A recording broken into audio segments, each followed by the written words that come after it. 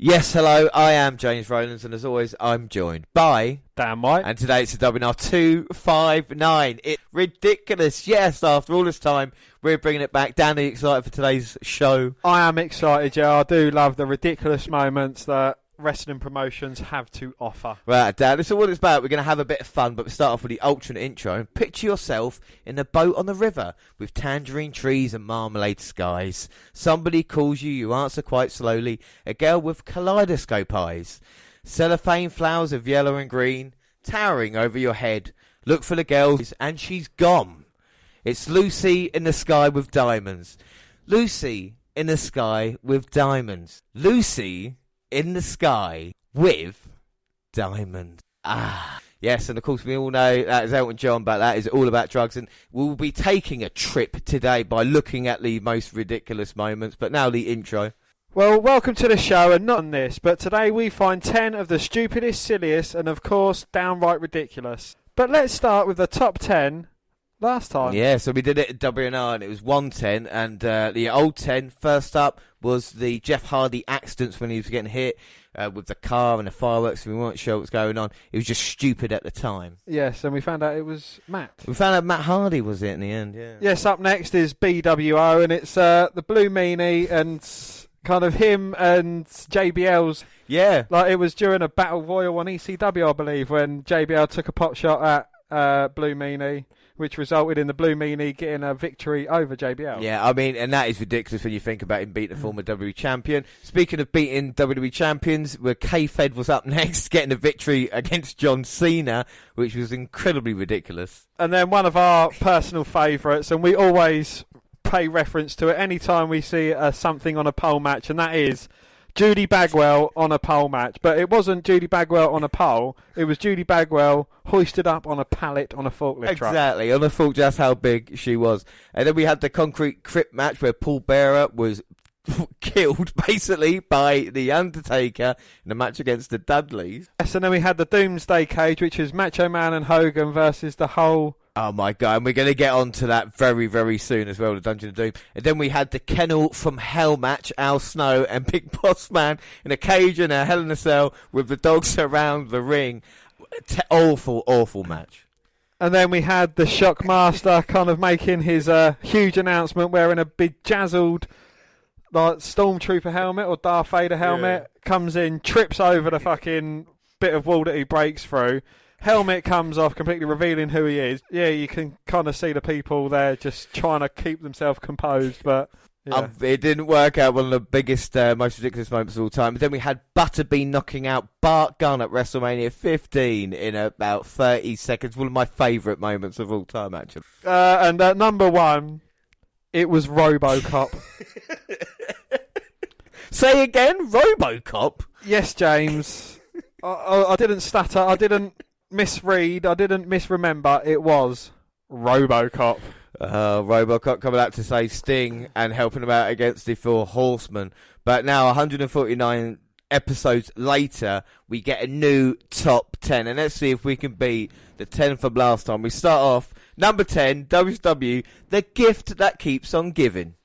Well, inside the Dungeon of Doom, and it's Kevin Sullivan on wrestling's wackiest group. Yeah, in summer of 1995, 1 year before the emergence of the NWO, WCW was stuck in a seemingly inescapable limbo.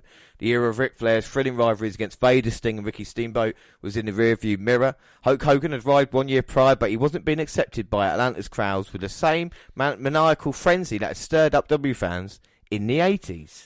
Well, the lead producer of WCW at the time, Kevin Sullivan, a Boston-bred veteran brawler, needed to come up with something. He needed to do it fast. And what he came up with might be the single most narrative that has ever unfolded in one of the sports entertainment organisations. The Dungeon of Doom. Yeah. A country of cartoonish villains that assembled in a haunted fortress.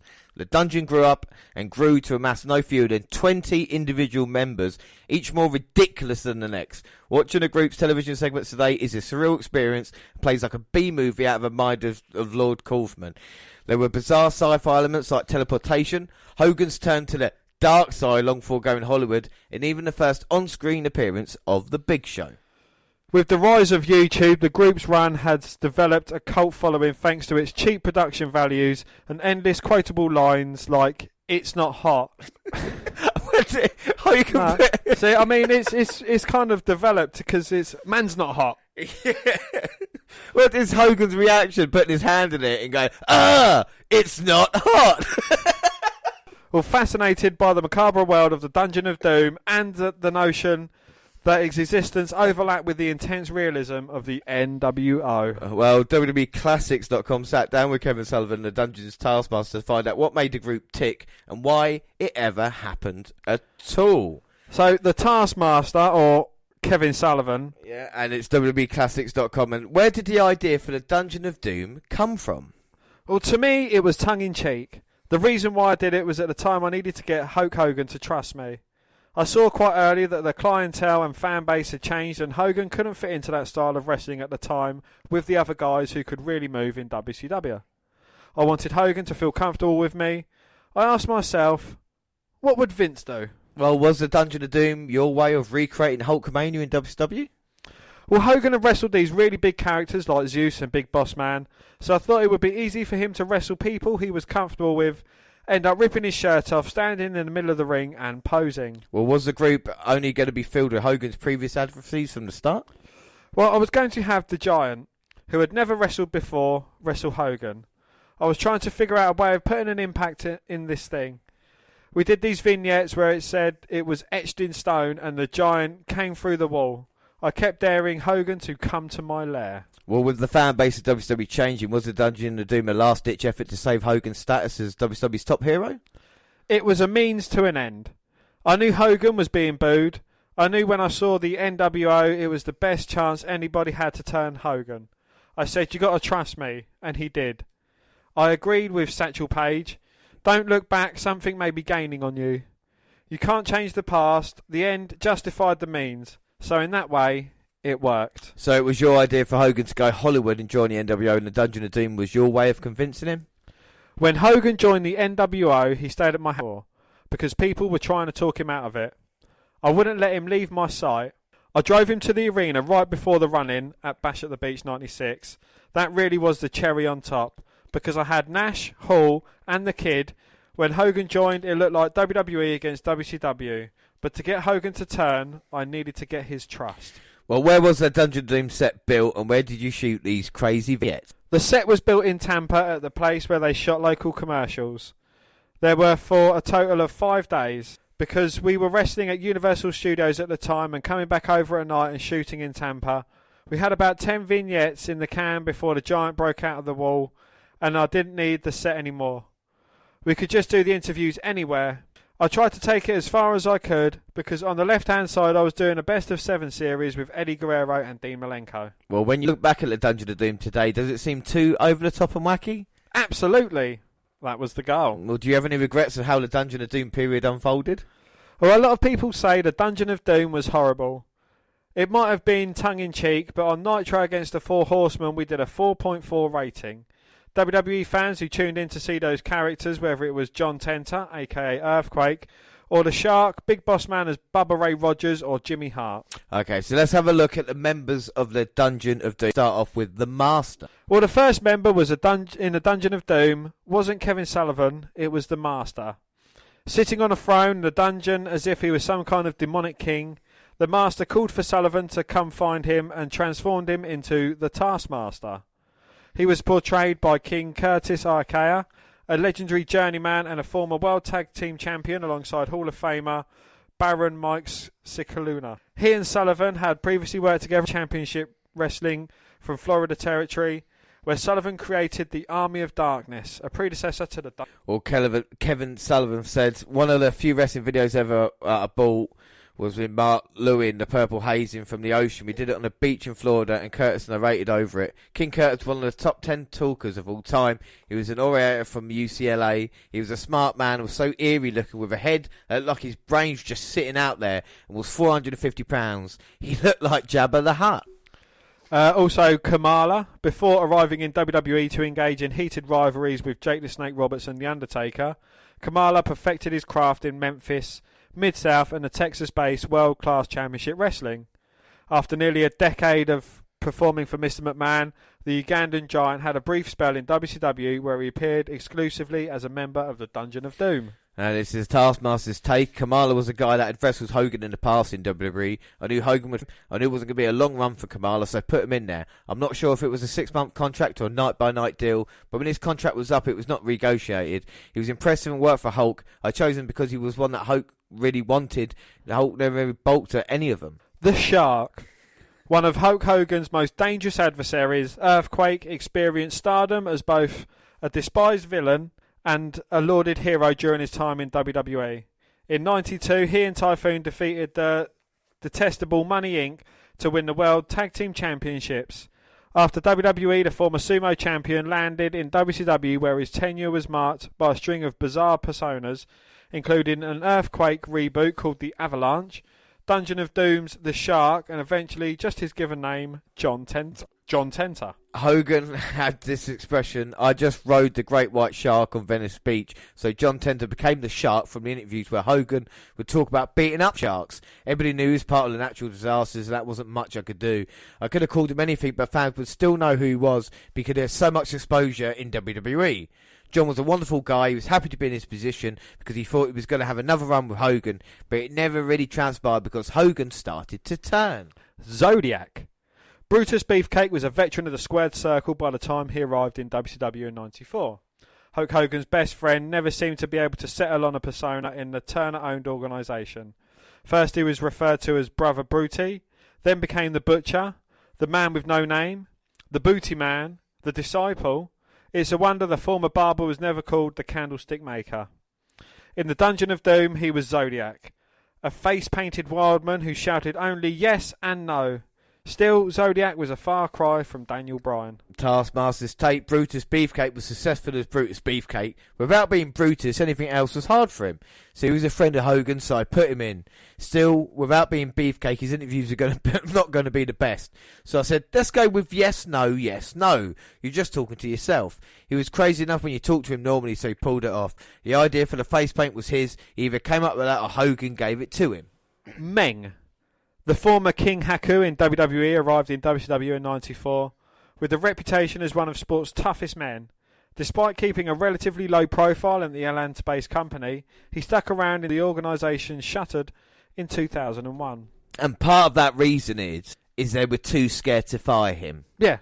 And that is what I love about that Ming as well. I am honestly surprised that WCW isn't only going now just with Ming wrestling anyone on every night, exactly, with every title round his waist. I would not want to tell him that news.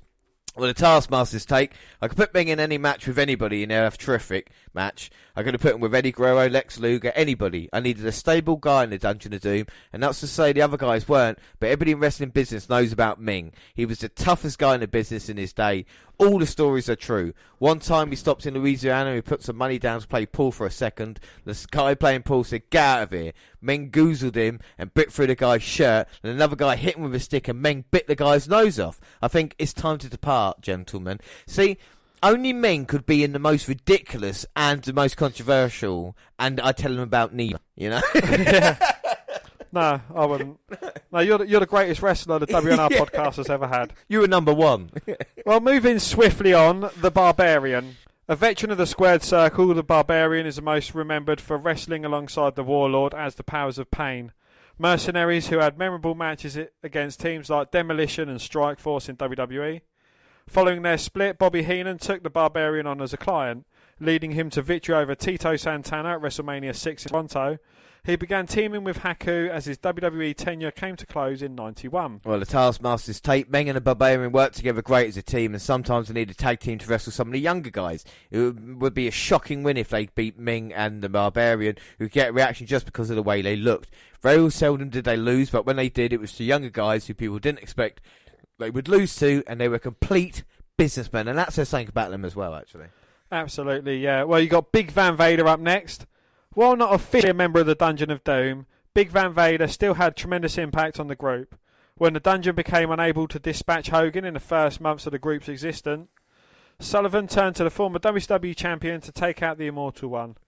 Big Van Vader was sent to eliminate Hulkamania inside a steel cage at Bash at the Beach '95, but Hulk prevailed with his WCW Championship intact. Well, the Taskmaster's take, Vader was never officially in the Dungeon of Doom. He was a hired gun for us. Vader was a star before I took over. I thought if we put him in a dungeon, it would water him down. I started getting too many guys in the dungeon, didn't want Vader watered down, but hiring him elevated him. The Dungeon of Doom couldn't beat Hogan, so we went out and got the hired guns to do it. That elevated Vader to go against Hogan.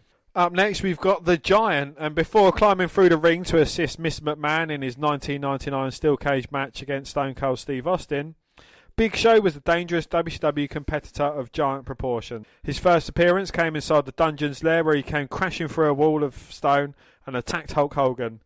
In his very first match at Halloween Havoc, the Giant defeated Hogan by DQ, and the bout's stipulation became the WCW champion. Earlier in the evening, the future of the Big Show had fallen off the roof of Cobo Hall, Detroit's convention centre. Yeah, that was after their monster truck match. But Taskmaster's take, Hogan found a young man who had never wrestled. We tried to pass him off as Andre's son, which I did not agree with because Andre was a dearest friend. He's a terrific athlete, but Andre was one of a kind. Hogan was reaching back to the past and was trying to recreate Andre because he thought it would work again. But sometimes you can't get lightning in a bottle twice. The Yeti. Yes, James, they do get more ridiculous. Halloween Havoc 95 was a turning point for the Dungeon of Doom, and it featured the most ludicrous attraction. At the conclusion of the main event, a massive 7'2" tower of man hobbled to the ring wrapped to be soiled bandage. This was the Yeti. What came next is perhaps the most inexplicable physical act to ever occur in a wrestling ring. With Hulk Hogan trapped in the Giant's bear hug, the Yeti clutched Hogan from behind and began shaking and vibrating as if he was auditioning for a Miley Cyrus video. "You are seeing the end of Hulk Hogan," proclaimed Bobby Heenan. Hardly. Well, the Taskmaster's take, he said, I hated the ending of the Halloween Havoc match. That wasn't my idea. I was like Eric Bischoff. The Yeti was a wonderful guy, worked his butt off, but I didn't think he needed to be wrapped up like he was in a Goals commercial. It started to get a little bit more out there as other people got their hands in the direction of the Dungeon of Doom. When people say to me, where did you come up with the idea? It was so horrible. I always say, don't you think I was the first one to know it was horrible? Well, we've got Lex Luger. As the Halloween Havoc match descended into chaos, Randy Savage and Lex Luger, two of WCW's top heroes, ran to the ring to instill order and gain a measure of retribution. But the total package attacked Savage and then hoisted Hulk Hogan up into the torture rack. Luger had joined the Dungeon of Doom, but he hardly fit. The chiselled former WCW champion didn't exactly look like the Dungeon's other demonic and kooky personas. The Taskmaster's take, I didn't think Lex would have been in the Dungeon of Doom. That wasn't my idea. That was like putting bicycle wheels on a Rolls Royce. It didn't work, but I don't know if it was just some personal vendetta there or what. But Lex was along with Lex. I never had a problem with Luger at all. He was a real professional to me. And Jimmy Hart. Another unexpected new addition of the Dungeon of Doom at Halloween Havoc was Hulk Hogan's longtime ally, Jimmy Hart. The WWE Hall of Famer revealed that he had put a clause into the contract for the match, allowing the Hulkster's WWE Championship to change hands on a DQ, and then intentionally got Hogan disqualified during the bout. How could this all be legal? It wasn't. The title was vacated, won by Randy Savage soon thereafter. The Taskmaster's take, because the Dungeon of Doom was trying to destroy Hulkamania, it was Hulk's idea to throw Jimmy in there, another WWE guy.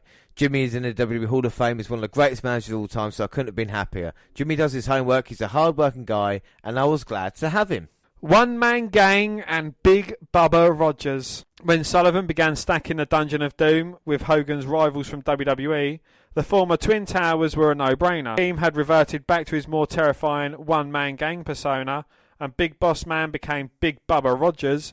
The Towers were as dangerous as ever. Neither was among the most bizarre of the Dungeon's members, but the two revered veterans did add a measure of respectability to the group's overall pacified goofiness, even if Rogers was wearing suspenders and a fedora. Well, One Man's Gang had so much notoriety as a key in WWE, and when we would go to the arena, fans would yell it. He would fit in perfectly. He was very good form for such a big man. Dusty Rhodes came up with the name Big Bubba Rogers originally. I worked with Boss Man when he was a good guy, and I thought he was one of the greatest of all time. He never got the recognition he deserved for being such a great performer. I was glad to have him. He was terrific. Humorous. When Eric Bischoff took control of WCW, he began shoving a litany of competitors into Sullivan's dungeon, one of which was grappler Bill DeMott. He joined with Sullivan using the ring name Hugh Morris. He remembered for having the distinction of being Goldberg's first victim. Several years later, he found success as the leader of the Misfits in action and has since become one of WWE NXT's most respected trainers. Yeah, well, until he got released for beating up the actual people that he was training. And Taskmaster says the name Hugh Morris came from Terry Taylor.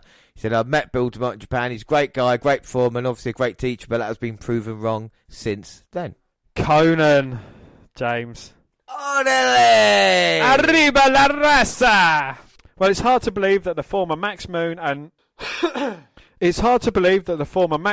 Mexican wrestling legend Conan was a member of the Dungeon of Doom. By the time he joined the Dungeon, the group was already on its way out with the NWO on the rise, and Conan became far more remembered for donning the red and black of the Wolfpack than for standing by the side of Kevin Sullivan. The Taskmaster's take, I was on a tour of the Philippines when I first met Conan. He didn't fit in the Dungeon of Doom, he was forced into it. I think he felt he was being punished in some way because we were whipping boys, but he's a fabulous performer and has a great mind for the rest of this business. He should have been on his own. Putting him with us, he just lost all the steam he had. He brought the luchadors into WWE, so he had a real effect on professional wrestling. I know you agree with everything you just said there as well. Loch Ness, by far the Dungeon of Doom's largest member. The 6'11", 685-pound Loch Ness became a major star in his native England during the 1960s and 70s, with Kevin Sullivan looking for any dominant force he could find to represent a threat to Hulkamania.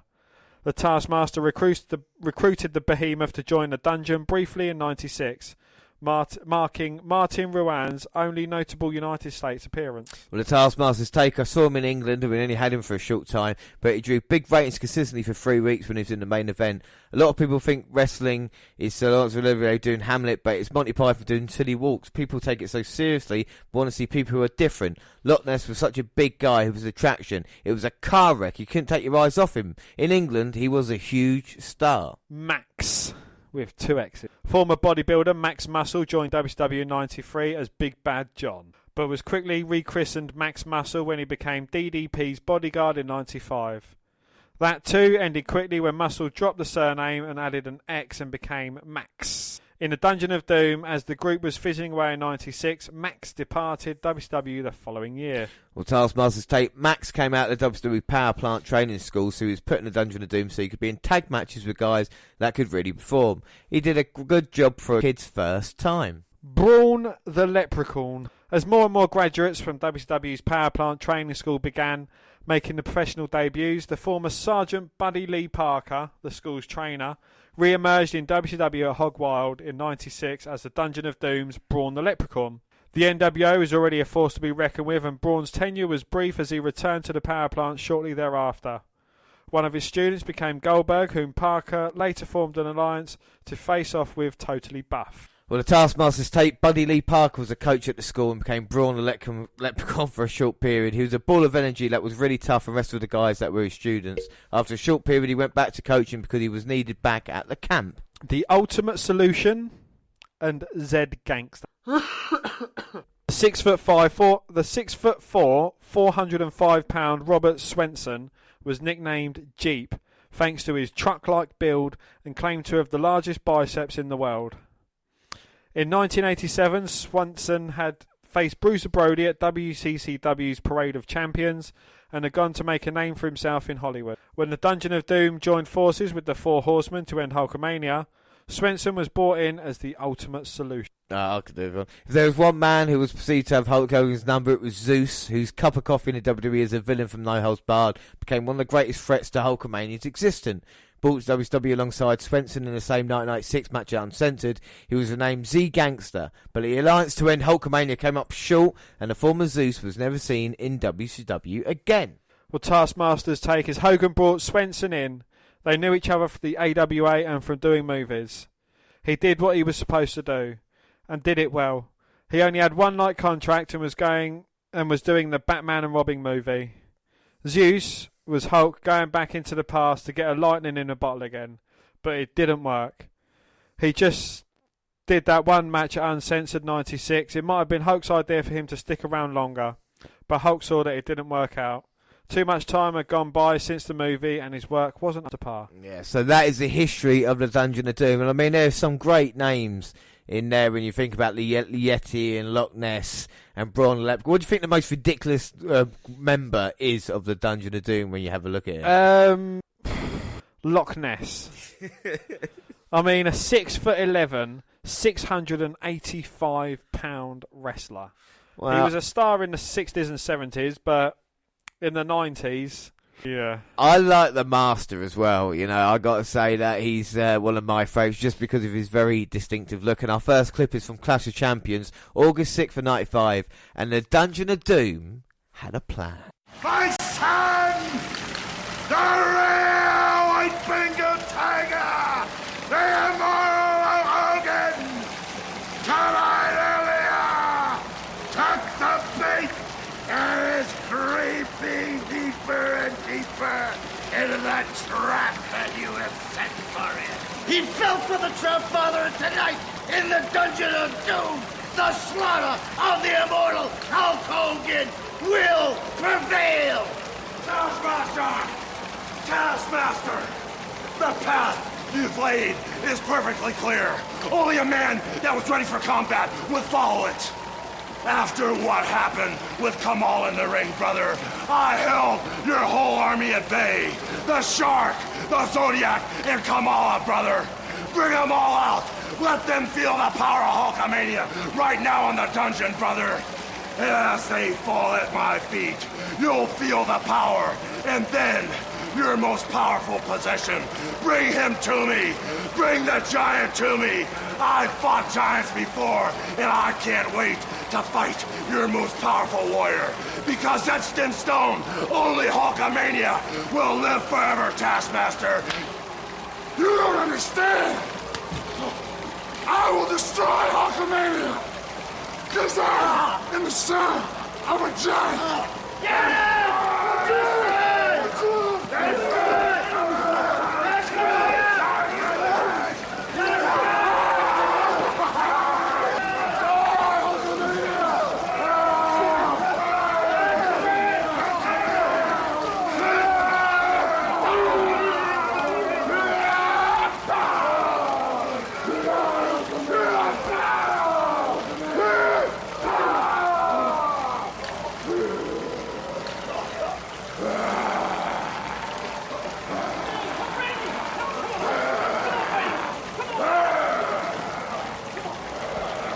Run, you cowards! Run! You can run, but you can't hide. What are your thoughts on what we've just seen? There was so much growling that I couldn't understand what was going on. That was bad. I mean, that is 80s acting at his worst. When I don't know who's worse in that one. You mean because with a giant, he's terrible, but it is his first show, isn't it? You know. Yeah. So I think kind of Hogan was. I can't even believe I'm saying this, but the only shining light in that fucking clip. I mean, he was the best actor, and you know everything else just fell flat. I couldn't understand what the Taskmaster and the Master was saying. I don't know where the Zodiac was hiding with the shark when they finally showed up to beat him down. And then Vader came in, and why was Sting and fucking Jimmy Hart just stood there watching? Yeah, rather than helping the beat down. Oh, he's down. down. Come on, let's drag him out. That is unbelievable way to have our first clip, but it doesn't end there, though. Well, Hogan had to fight fire with fire and embrace the dark side, so on the 13th of November, 95, a new Hogan was seen. So how would Hogan fight the Dungeon of Doom?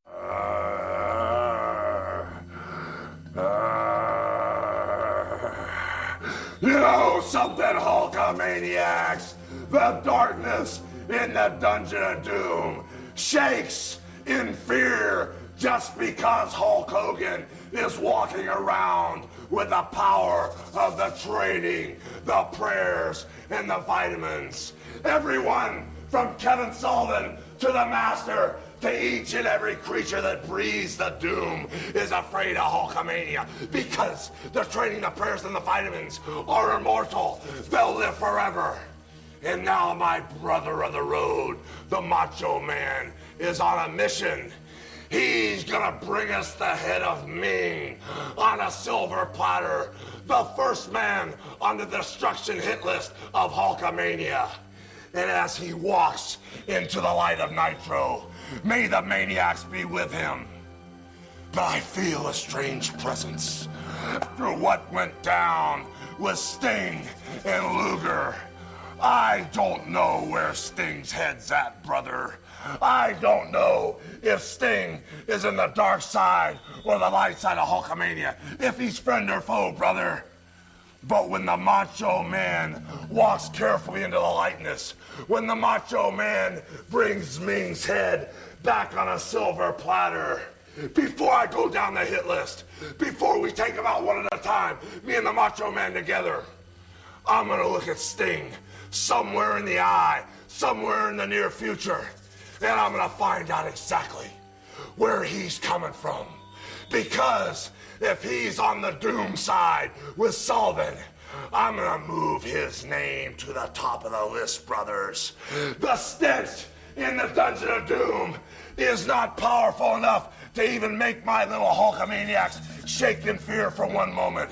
So Macho Man, from the love of Hulkamania to you, move fast, move swift, bring me the head of Ming on a silver platter. And what is the Dungeon of Doom gonna do when the Macho Man and Hulk Hogan take the darkness of the Doom and turn it to destroy you? Who was that? That wasn't Hogan, because Hogan has a moustache. Well, that man clearly didn't have a moustache. That man had a black cape, black gloves, and a mask on, and probably the worst Phantom of the Opera cosplay that I've seen. It's dark Hulk Hogan, and if you gave Hogan the Oscar for Best Actor in the last one, that was him at his worst there, surely. Well, don't call me Shirley, but yeah, he was absolutely awful. I mean, I don't think he can remember the script. The sword, what's that got to do with it? That rat that's on the little thing at the back as well, that little brick thing, that looks really flat. It looks really malnourished. I'm concerned for that rat. Yeah. I think the RSPCA need to kind of have a word with the producers there, because that is not right. Well, it's not right Hogan dressed in black using the Dungeon of Doom against them. And of course that's just like you say, the gift that keeps on giving. The Dungeon of Doom 1995 to 1996 were probably the most ridiculous stable of all time, and what a way to start us off at number 10. Yes, well, moving swiftly on, how can we get more ridiculous? Well, we can certainly try. Number 9, it is Hillary Clinton versus Barack Obama, and that was a classic matchup. Now, on April 2008, WWE managed to get Hillary Clinton, John McCain and Barack Obama to cut pre-recorded promos ahead of the US presidential election in 2008. It was a source of mainstream acceptance Vince McMahon had always appeared to crave. Well, that's why it's so baffling that it decided to keep the match between Hillary and Obama impersonators with a Bill Clinton impersonator and ringside, which aired immediately after the promos. It was the sort of thing you did if the candidates declined to come onto the show. The juxtaposition between the real candidates and their corny doubles came off as tacky and hopelessly out of touch. So close to respectability, and yet so far. So our number 9 moment from April 21st, 2008, and it's Raw. And that's right, it's Barack Obama going against Hillary Clinton. So that's just to prove they actually did give clips as well. So Hillary Clinton and Barack Obama were actually there. And of course now we've got the ring rope surrounded with the American flag. Democratic primary SmackDown. On Raw. See, Hulk Hogan involved again, the voted Hulkamaniac. He's got a lot to answer for, most ridiculous. And She's coming down to Hogan's theme as well. And I mean, Hillary. That looks an awful lot like Hillary with Bill. But the thing is, it's... How do you go about... You phone up a lookalike agency, and you say, right, can I get a Hillary and Bill Clinton lookalike, please, and a Barack Obama lookalike? And they're like, slightly concerned. What are you going to do with these lookalikes? Well, they're going to appear on WWE television and have a match. Yeah. I mean, have they got wrestling experience? Have they? And the crowd sitting, well, they're standing up, but there's just no interest. And oh, look. Oh, Bill. How funny is that? He tripped coming into the ring. Hillary's doing the Hulk Hogan ear cupping and getting booed. It might be the same Bill Clinton impersonator they used back at Survivor Series 1994. You never know. Possibly. Well, not a great reaction, but, So Vince McMahon thought to himself, God damn, we've had him on there. I tell you what'd be hilarious. Have him have a match, damn it. And you just picture him laughing back, saying, God, look at him fall. If Barack Obama comes up to the New Day track, I'm leaving. I thought he'd come out to John Cena's theme. Hillary's gone. We're wishing for Dungeon of Doom, aren't we, watching? Yeah. Please, I'd rather watch the Zodiac. Come on, Shark Man. Big Bubba Rogers. Yeah. Bill now just posing, and Hillary's trying to talk. Stop being so silly. I did not have sexual relations with that woman. Well, Hillary's saying the time is up, the time is now. Our time is now. And do you think the fans in attendance pay for a wrestling match? I mean, this is silly, isn't it? I mean... It is ridiculous. They should be enjoying themselves. Of course, this is a 60-minute Iron Man match as well, so we got that look forward to. Oh, what are you going to do, Hillary? Well, and the Hogan theme playing again, and Hillary posing, and this is awful. It's probably only gone 2 minutes, but it feels like 20.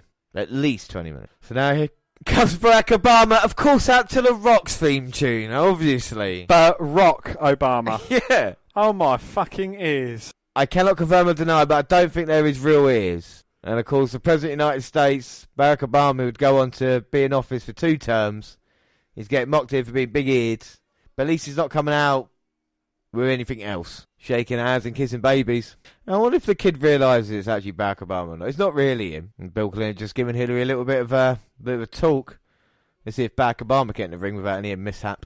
Oh, of course, he's going to do the Rock. He can smell what the people are cooking. There are dozens and dozens watching Barack Obama as he makes his Rock entrance. Well, I got confused for that. I actually did think it was The Rock. But no, it is Barack Obama. He finally makes his way in. Tell him to bring it. Now he's got the mic. That's not bad. Finally, Barack has come back. South Carolina. He's giving the eyebrow as well. You got to respect that. I can smell what Barack is cooking.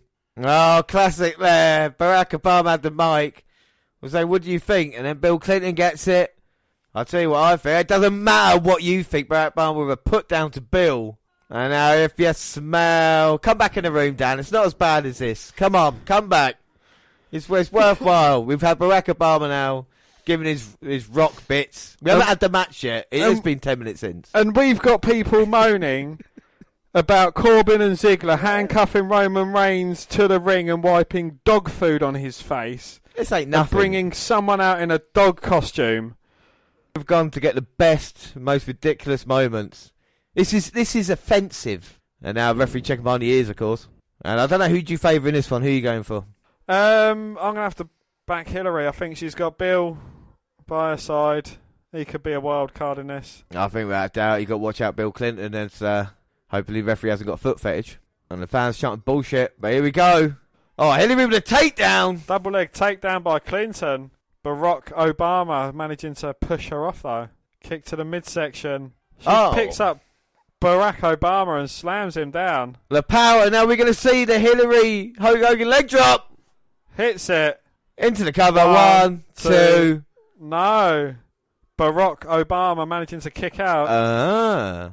Well, Bill Clinton at ringside. Can't believe Barack Obama got to his feet. Knee to the midsection for Barack. It looks to be in position for the Barack bottom. Oh, Hillary in trouble. And Barack trying to get the people's acceptance. Plants Hillary. That is one of the most powerful rock bottoms I've seen. I don't think he's finished there. Barack can smell what he's cooking. Is he going to go for it?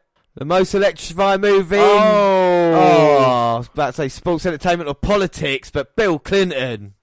Tripping the leg of Barack Obama. And now referee counting. Both contestants are down. It might be a double count out. And now, wait a minute. Oh, my God. Well, I'd never thought I'd be pleased to see you manga. Well, I tell you what. I mean, this is about ridiculous, but just a moment of seriousness. It's been 10 years since the passing of Umaga. And what a great performer he was. And I'm say he's coming out here to break this match up. The Samoan bulldozer. And who's he going to go for, though? He's going to go for Hillary and Bill. Well, is he a Democratic or is he a Republican? Well, who's going to be in trouble here? Uh-oh. And he's looking at Barack. And Umaga's got hold of Barack Obama. Samoan Spike. And Bill Clinton now saying, come on, he's on our side, it's fine. I don't think it can go wrong for Bill Clinton. There you go, he's friends with Umaga. Or as Winnie Regal will say, Umunga. You manga. Uh-oh. Well, he just made Bill Clinton crap himself. Clinton's running away. He's left his wife in the ring. Hillary's by herself. And Umaga, don't tell me he's going to take out Hillary. Oh my word. Picks her up on his shoulders. Samoan drop for Hillary. And maybe every presidential debate should end with someone like Umaga coming out and dropping both of them. Well, that is 10 minutes of my life I will never, ever get back. Dan, what are your thoughts on number 9, the most ridiculous? Well, I thought I'd seen it all when Donald Trump got stunned and beaten by Vince and then shaved Vince McMahon's head bald. But, I thought he would be the only president to appear on WWE television, but no. Seeing Hillary and Barack Obama. Yes, both of them getting destroyed by Umaga. And what can we say about that? One thing we can say is thankfully we do move on. And up next, it's number 8. Yes, and that's Chikara Amazon. Chikara, stylized in all capital letters and sometimes referred to as Chikara Pro, is an American professional wrestling promotion based in Philly, Pennsylvania. The company takes both its name and logo from the Japanese kanji, meaning strength. It was founded in 2002 by professional wrestlers Mike Quackenbush and Reckless Youth, who also served as trainers and in-ring performers. Well, the promotion holds multiple live events per month, and the majority being held at the Wrestle Factory. 2 of their major events.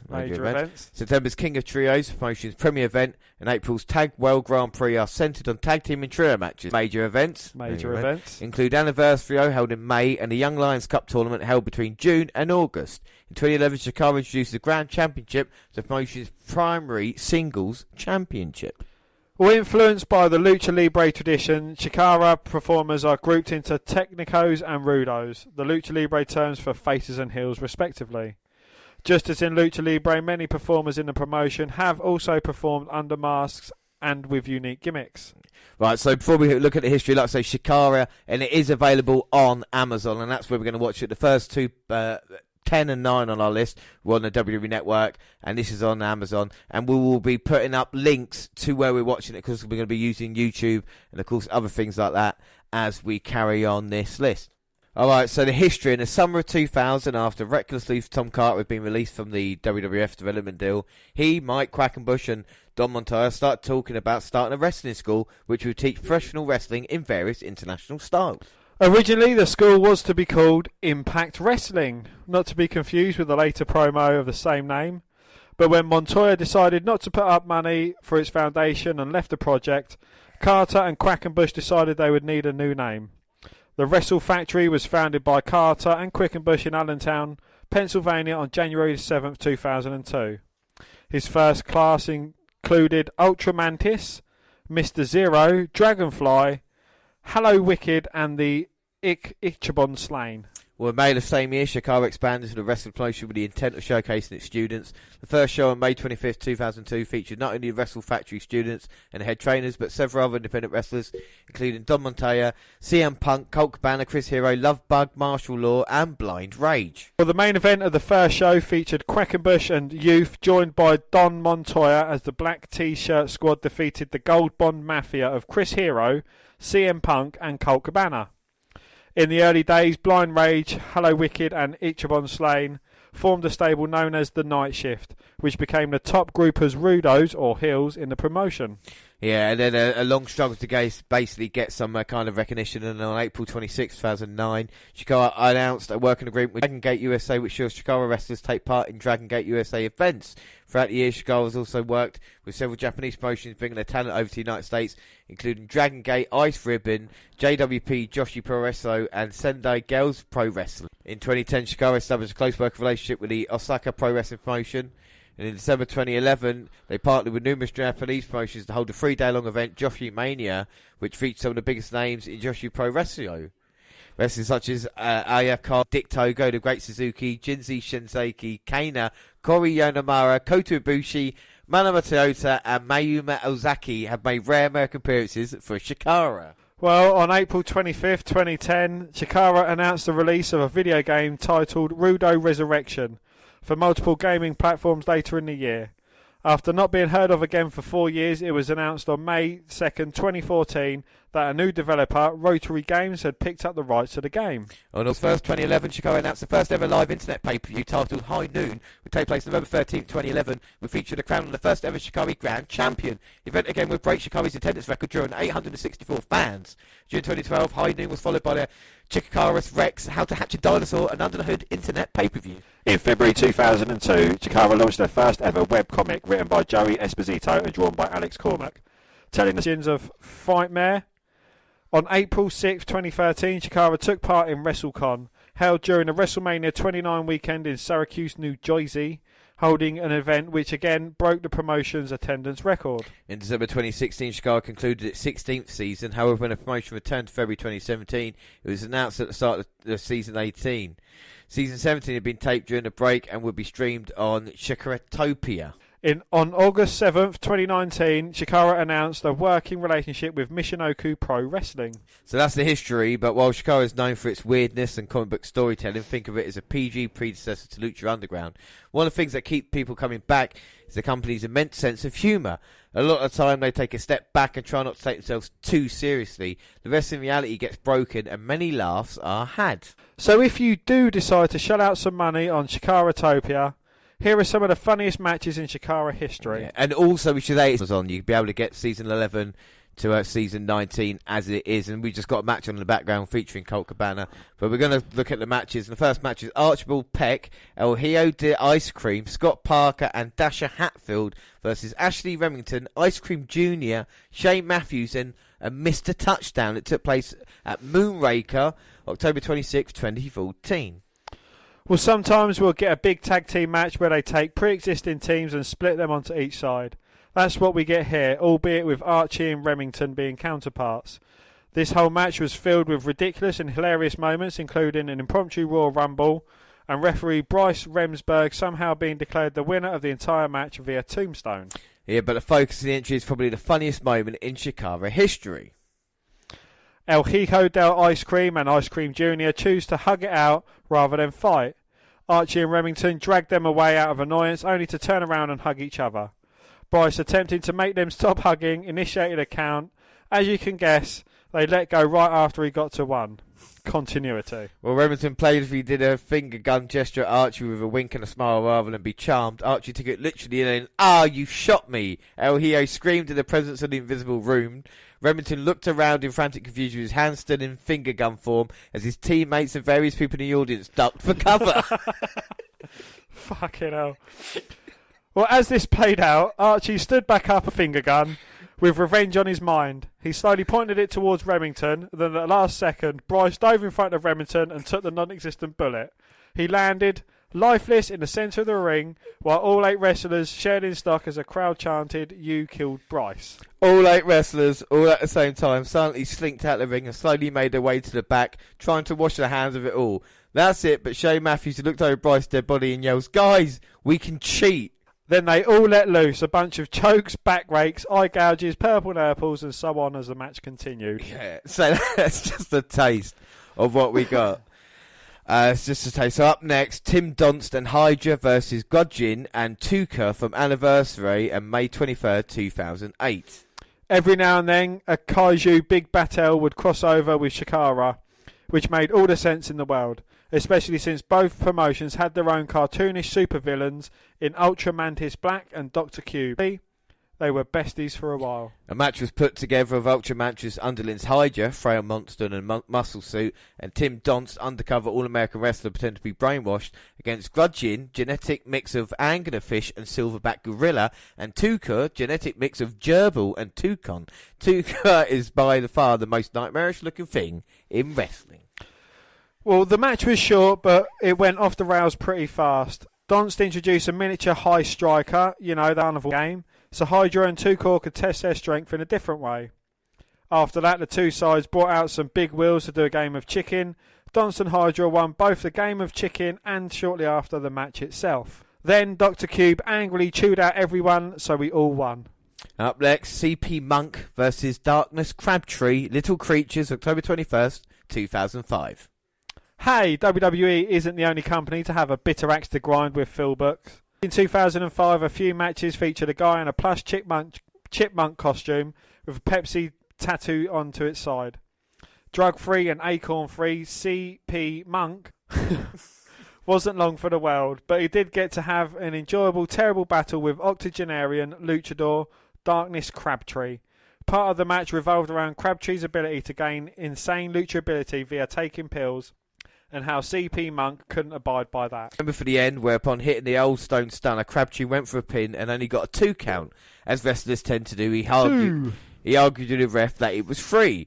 Usually a match would just continue. Instead, Bryce Remsburg shrugged, took Crabtree's word for it, declared it to be free, and ended the match.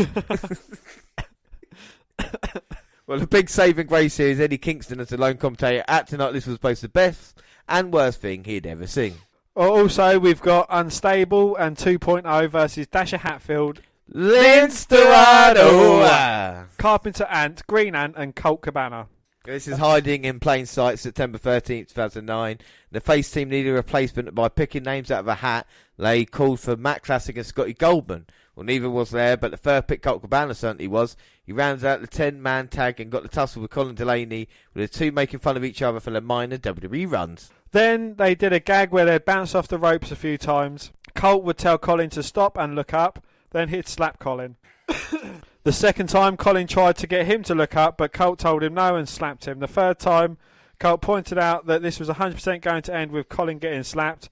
Colin spent about a minute trying to rationalise his decision and got slapped. Dasher Hatfield placed Colin into the corner via trio woe, and usually the follow-up is running all four corners and hit the baseball slide. Instead, Vin JR blocked him off. Suddenly, when Gavin Loudspeaker announcing, it transformed into a game of baseball. Dasher on third base, Stigma as a catcher, Vin JR's a reluctant pitcher, Colt as a batter, the fans doing the wave, and Colin still hung upside down.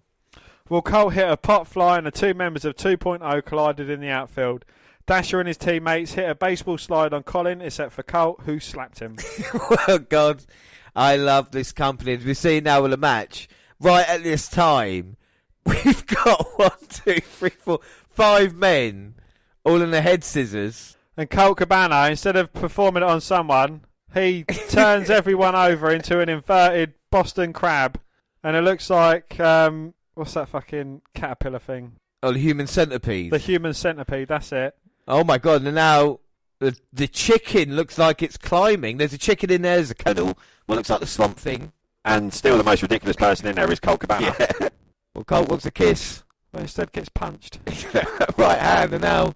I know he can't even tightrope properly. Enough 4 times. I don't know if he's intended to do that, but now the chicken is beating the Colonel, everyone! Oh my God.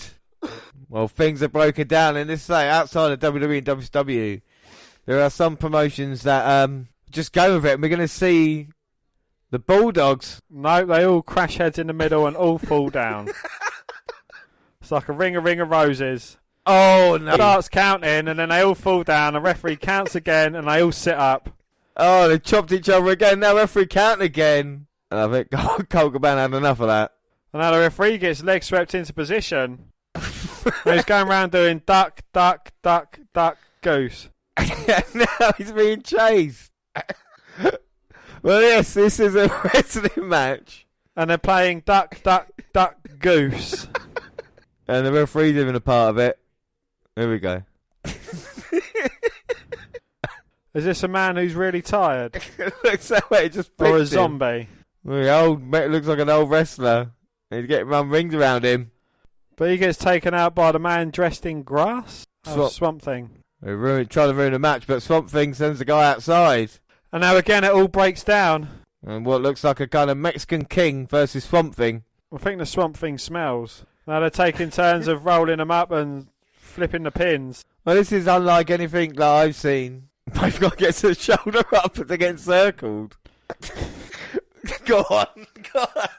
I honestly don't even know. And now the Colonel's in there with an actual normal looking wrestler. Well, the referee got taken out. All of them got taken out. And now the Colonel's in trouble. And there's a sleepy man still wandering about. I don't know what the fuck he's doing. The Colonel's spinning. Well, don't look like a Michinoku driver there. But the commentator called it a version of a DDT. No, now the chicken versus the Colonel.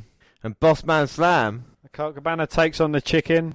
Oh, went for the elbow, but got caught. Swamp Monster gets slammed by the chicken. Oh, the chicken is on fire, baby. Back comes, well, I hope not. It'll be Char-Grilled chicken. Takes out the Colonel. Oh, here comes the old man again. Is that Crabtree? He's going to take him out. Nope, got slammed. He just like killed him.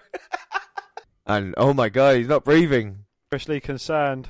Putting a towel over his head. Leaving him there. And you got to pretend that you can't visibly see him breathing. And now he's got beer. It's Red Bull, isn't it? Yeah, it is Red Bull, you're right. He's pouring it into the mask. Oh, he's alive! He's got wings! He's Red Bulling up! He's going crazy. Mahuma chopping everyone. You. Oh, no. The energy's run out. A diving headbutt come up short. He didn't plan it properly. And now they're picking him up onto the pin. 1, 2, 3. Wow. Outrageous things I've seen. Dan, that is ridiculous. What are your thoughts on it? I think it's ridiculous, but you certainly can't compare it to WWE because it is nothing like anything WWE would produce. And I'm not saying it is actually worse than some of the crap WWE produce, but it certainly is very different. And, you know, obviously these people in attendance absolutely loved the show. Yeah. So, yeah, you know, I thought that was quite entertaining. It ain't that, like you said, it's not been seen in WWE and it's available. I said even on Amazon, there's clips, of course, on YouTube as well. And speaking of YouTube, you're going to go checking it out next because at number 7, we've got Orange Cassidy. Well, yes, as you say, number 7 on the list is much like Marmite. Most love, the rest hate him. But where did he come from? Well, not much is known about him. No, pro wrestlers each have their own way to make you care about them. Some are so obnoxious you lose your voice yelling at them. Brave and valiant underdogs make you shed a tear or two. Orange Cassidy, on the other hand, takes his sunglasses very seriously. Well, let's start with one match versus Darren Corbin. Yeah, Darren Corbin. That's nothing to do with Baron. No, it's of course Darren. And look, these are available on YouTube. Like I said, we're going to post the links up as well. Darren. And Orange Cassidy standing there with his shades on. He's got his hands in pockets as he ducks a clothesline attempt from Corbin. And Cassidy just so cool. We've never seen him before. Just the jeans, sunglasses on, hands in pockets. Oh, snapmare takedown, but Cassidy rolls through with his hands still in his pockets. He's a very lackadaisical style wrestler, isn't he? Yeah, I think obviously you got the coolness of what Cassidy's all about. And he's getting told to take his hands out of his fucking pockets. Gets his hand dragged out, but just puts it straight back in there again. All the fans booing as well. They're not happy. They cheer when the hand goes back in. And the fans chanting, holy shit already. He put his hands in his pockets. And I think that's what makes it as well. If the crowd is on it, then it's just a really great experience. Cassidy, still with his hands in his pockets, shoots him off. Shoulder tackle, and Cassidy just bouncing off, hit him with one of his own. And just casually steps over him as Corbin goes down low. Oh my God. And he just managed to escape Corbin going underneath. The fans shot, this is awesome. Oh no, Corbin now's got Cassidy. And he's getting the hands taken out of the pockets. And he's got the waist lock. But Cassidy adjusts his glasses, puts his hands back in his pocket. Manages to escape. He might be one of the most slippery wrestlers of all time. Oh, and a huge chop sending Cassidy down to his knees. Is he going to tap out? No, he's stopping himself. This could be the end of the match already. Can he get to the ropes? Oh no, did he get pulled to the centre of the ring? Oh no, now he's starting with the chops. Oh! Oh my God, look at the combinations! And the huge chops have so much effect. Oh. And that's not fair. Why would Darren Corbin want to do that? And Corbin puts Cassidy's hand in his own pockets. Cassidy managed to evade it. Drop kick. Nip up. And I think that's what's great about Orange Cassidy, because the thing is that always he gets taken down by a spear. Obviously the stuff he's doing, you know, it's a little bit. So when he actually just does something like a drop kick and a nip up, the reaction it gets is the equivalent of someone coming off the top rope with a 450, something like that. And I think that is the beauty in his performances. Well, what I think is ridiculous is the people that go along with it as if he's doing such a fucking hard chop. It's not. You can see that it's not. Yeah, but it's like the Right? Shikara You have audience, to be though, some isn't it? fucking kind of moron. Yeah, but Shikara, it's a promotion based on that. This is just a gimmick based on doing what he's doing. But if the And crowd are it's into it, something that, you see it once, yeah, it was funny, but seeing him do it every time, like his sweet shim music or his fucking chops, yeah, funny first time, but every time you see it, it gets less and less and less funny until you're just like, really? I suppose it's a bit like Marmite, but I think the fans that do like it and the people that do get it, kind of enjoy it, and I think that brings more experience to it because, like I said, it's little and more. Cassidy could do this for a very long time, and it's very kind of risk-free and stuff like that, and it gets a reaction warranted, like, as long as you kind of go along with it. Corbin doesn't like it. No, again, I think it's more of a gimmick thing that won't last that long. People will get more bored of it than it is. Yeah, I do like his sporadic appearances in AEW when the toilet door got busted in and you just see him stood there with his glasses on. Or, just having appearances like that. But you can never bill him as someone who's going to be a tag team champion, as someone who's going to be a legitimate... Pretty much everyone else in AEW, you could see them being champion. Orange Cassidy is someone that you certainly can't. I can see Orange Cassidy as champion. Not in a million years. But do you think funnies doesn't equal money then? Do you think you can't be funny if you want to be money and want to be successful in wrestling? Because this is the argument that happens sometimes. I think, funny, it won't equal top-rate wrestling. Yeah, it might equal money, but won't be money for a long time. It's not going to be something that sticks around as long as like The Undertaker's gimmick, Austin's gimmick, something like that. It's going to be something that, once you've seen it a few times, it will get bored of quickly. If he lasts a year in a promotion, then that's doing well for him. I don't know. I would say... Because now, he starts off lackadaisical, now he's actually trying to hit people, and now, he's kind of completely taken away from his gimmick. Oh, suicide dive as he comes back. Corbin's been beating him down. And a big DDT goes for the cover. 1, 2, no. Corbin gets shoulder up at 2. 2. The thing I like about Orange Cassidy is the fact of, he's got the character down. And he knows exactly what he means by it. And like I said, you can go through a match. And the crowd are really invested in it as he kind of brings it out a little bit more. Yeah, I understand his character, but why start off going lightly tapping and, the referees and the fucking crowd and the commentators are all overselling it to what it is. But now, 3-4 minutes into the match, he's actually wrestling like a proper wrestler. Because that's part of his gimmick, isn't it? It's better than just being a kind of generic, like a Darren Corbin. There's no discernible thing about him. He's just an independent Darren wrestler. Corbin is the better Corbin of the two. Well, yeah, I'm not saying he's not. I'm not agreeing with you with that. But, I'm just saying there's kind of general... If you look at how many wrestlers there are in the world, it's good to stand out by having something with that. Oh, yeah, he certainly stands out, but I don't think he stands out more as a corner man or something like that than a performer. But I think funny can equal money sometimes. If you look at people like Mankind, who decided to change his gimmick up a little bit and be more goofy. The same with someone like Kurt Angle or even Stone Cold Steve Austin, who started playing the guitar at some points. I think you need that, and I think it can be successful. Yeah, it's good. I'm not denying having a comedy aspect to your gimmick. I mean, R-Truth, his is there is a majority of comedy to his character, but it's something that he works with. Whereas Orange Cassidy, I mean, he starts off all lackadaisical and then, kind of goes into a serious performer mode. No, I like it. And Cassidy there getting the orange juice. And he was going to use juice. Corbin caught with a Corbin cutter, I guess it was. And as he went for the pin, managed to roll him up and get the victory. So it's all right for the freshly squeezed John and Cassidy. But like I said, the good thing about Cassidy is it creates a debate as well. It's not just like a guy... like you said, like a Corbin, like anybody, Adam Page or someone like that, who you're not really sure about. At least there's groups. There's people that absolutely love him and people that absolutely hate him. There's I don't think there's any middle ground with someone like Orange Cassidy. And I think that's quite good in a way as well. Nah. Well, that is certainly true, yeah. And speaking of that, like we say, you got to know that you missed an entrance on par with the Undertaker's. Jefferson Starship Jane isn't just a practically perfect song for Cassidy entrance, where he walks in with a slow measured pace that most of us associate with the latter stages of a hangover. It's unstreamable because of licenses costs. But as Orange Cassidy rolls into and out of the ring like a tired little dash hound, you start to see that this guy is an unusually cool cat. Most wrestlers are pushing a ferocious intensity, but this dude here is feeling okay.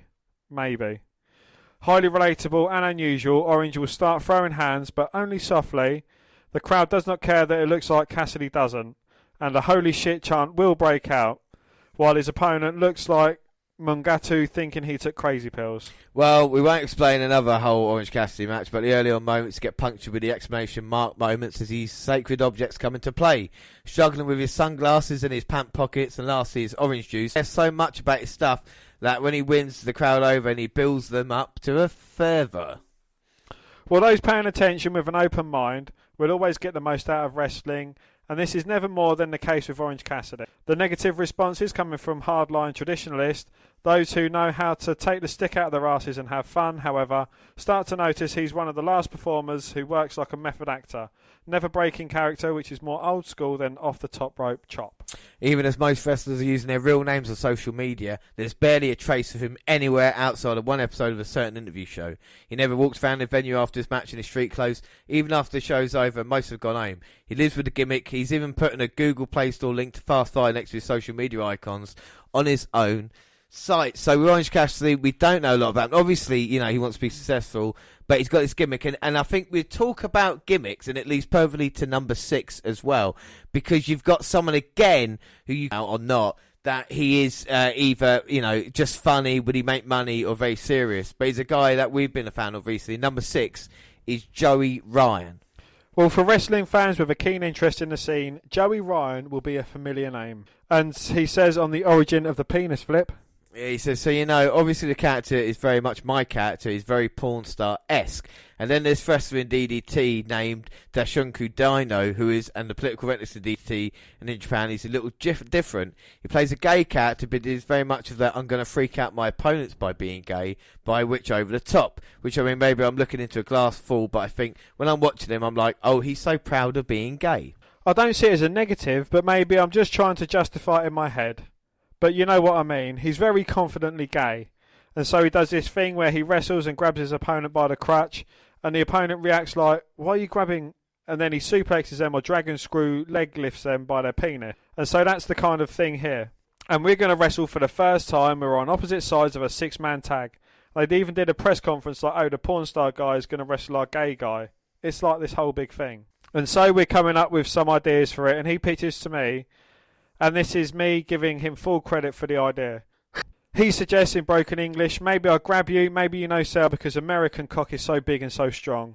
Because he's working with Japanese guys all the time, he wants to play off the stereotype. And I was like, okay. So we come up with the idea where I bump him instead. And it's the opening spot of this 6-man tag. And we don't think of it more than that.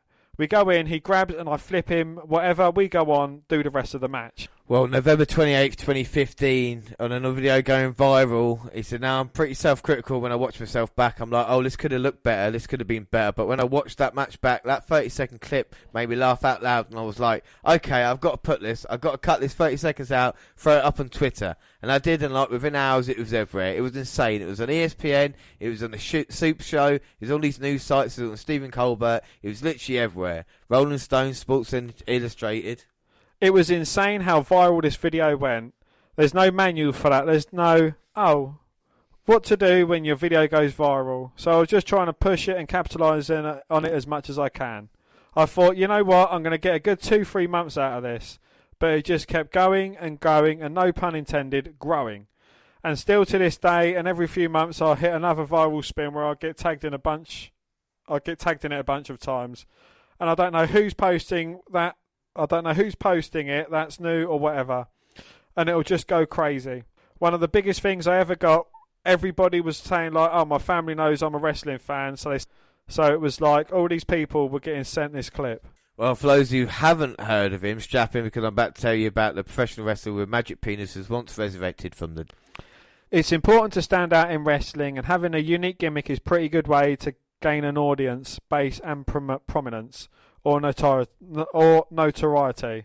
In the case of Ryan, it all started in 2015 with a faithful wrestling move known colloquially as a penis flip, recently dubbed the U-Pornplex, after Ryan earned a sponsorship with a pornography company. Yeah, need to say the ridiculous of the movement. That Joey's self-dubbed WrestleMania moment went viral, and the idea of purist wrestling fans around the globe, that including wrestling critic Jim Cornette, who would later refer to Ryan as a putrid penis boy in a half-baked brown and serve roll covered in pubic hair. Just to give you an idea of the era Ryan drew. Well, thankfully, he shook off the criticism and began incorporating his deadly strong penis into wrestling acts permanently. Pull off great feats of strength with it, and even building his penis lore. His dick became invulnerable as well, so any wrestler trying a cheap shot, dick kick or penis shot was immediately shut down. Ryan had balls of steel, and nobody could best him. Until he died. In 2018, Ryan had been featured heavily in wrestling's YouTube show, Being Elite, which would follow the self-fictional wrestling faction known as the Elite. One of the group, Hangman Page, had developed a fascination with Ryan after he was emasculated by him and his super strong penis during a wrestling match. Page started referring to Ryan as a penis pretender and became increasingly agitated and violent towards him. The only logical course of action was to murder him. So Page stuck into a room one night and beat him to death with a corded telephone. Well, folks, this is wrestling. In episode 109 of Being the Elite, Ryan was declared dead and a funeral was held. The prime suspect, Stephen Amell of Arrow fame, was quickly arrested by Japanese police for the murder, and Page attempted to cover it up. For several months afterward, the dead Ryan would continue to appear in independent wrestling shows sporadically. But something was different. Something was ghoulish. This wasn't Joey Ryan, this was his ghost, you see. His ghost even appeared at wrestling extravaganza StarCast. But in wrestling, death is not the end, and so after months of being dead, Ryan miraculously returned with the help of some mysterious penis druids. At Wrestling Pay-Per-View All In, an event promoted by the Elite, Cody Rhodes and the Young Bucks, Hangman Page was facing off against party boy Joey Janela, and had just pinned him to end the match when the lights went out. Eerie music played and a stage filled with the figures soon known as the Penis Druids. These mysterious beings eventually parted to reveal the figure of Ryan having escaped the clutches of death by some form of miracle. And so it was that Joey Ryan, the man with the mystical penis, was resurrected in the world of wrestling. Wrestling, or have rarely tuned in since the days of The Rock or Shawn Michaels, the concept of a penis pretender being resurrected by magical walking dicks might seem a touch ridiculous, and it is. But that's the point. Wrestling is ridiculous, and it can be as serious, heartbreaking and fun. The joy in wrestling is seeing that variety, and I wouldn't have it any other way. God bless Joey Ryan. So let's see him in action. I was going to have him against Orange Cassidy, but I don't think you're going to be a huge fan of that. So let's go against brands there. Joey Ryan is known for a lot of things, and of course he's known for his intergender matches, of course with Candice LeRae back in the day, and of course recently with Ken Shamrock as well. He's a guy very viral, and we are seeing him very soon as well. Are you excited about going to see Joey Ryan, Dan? I am very excited about seeing Joey Ryan, but I'm more excited about being in the same room as his legendary, brought back from the dead, penis. So what is the difference between like an Orange Cassidy and a Joey Ryan in your head then? Not a lot, to be honest. No? I don't know. If I was told I could only have one in the world, it would be Joey Ryan. I think, his kind of gimmick, he was a wrestler before the gimmick, whereas it seems to me that Orange Cassidy kind of like adapted the gimmick as part of his wrestling. Yeah. You know what I mean? He was a porn star actor, and it was just something that kind of come about when he was wrestling a Japanese character. And yeah, it's I think Joey Ryan has talent other than the talent in his pants. I've no doubt he is a good worker, and AEW and WWE were interested, but Joey Ryan decided to go with Impact. And of course Joey Ryan's known about his lollipop. He's already given one to the fan, and now Brandy had one. Oh, and he puts the lollipop in his pants. And Brandy with a DDT trying to take Ryan down, but shoulder up at 2. Of course, Brandy, the wife of Cody Rhodes. She really isn't a wrestler, is she? Well, that's why they put her with Awesome Kong, but she's got the hair of Joey Ryan. She rips out the chest and sends Ryan head first again. Oh, it's Joey Ryan. And he seems happy about it. That's what I quite like about the character, intergender. Obviously, he should have the advantage, but he always kind of does this, And I don't think it's degrading to the women because he always gets his comeuppance the amount of matches that you see. And Joey Ryan just licking her face. So who's your favourite porn star wrestler then? Is it Joey Ryan or Val Venus? Oh, it's got to be Joey Ryan, isn't it? I mean, look at that. You can definitely see the power right there, you know. And he's rubbing Brandy's face into the mat and now just caressing himself. He's fish-hooking her now. And if you've ever watched porn, I haven't, but that's quite a common move. Oh, is it? Yeah, apparently so. Porn?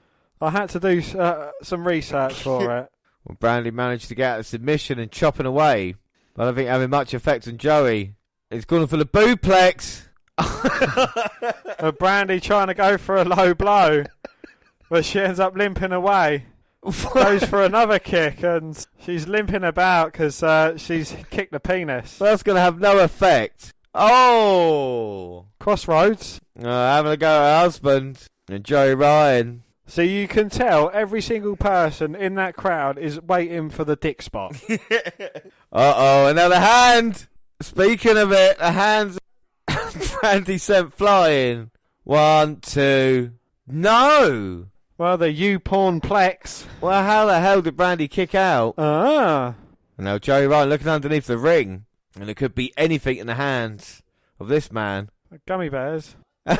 Joey Ryan's going to hit Brandy Rose. That's Hornswoggle. Well, he switched the bags that were there. Did that happen, or did it just drip out then? I'm sure that's Hornswoggle. Oh, wait a minute, that's not sweets. That's thumbtacks. Swoggle switched and Brandy nearly went into the thumbtacks. He's going to bulldog Joey Ryan. Here we go. Oh! No, drops Brandy. Holy shit! It went from ridiculous. Joey Ryan just looking on. He said, I wasn't going to take that bump. Oh my god, thousands of thumbtacks and now the lollipop. The lollipop that's been in the trunks. Into the mouth, but Joey Ryan missed for the super kick. Now Brandy with submission in.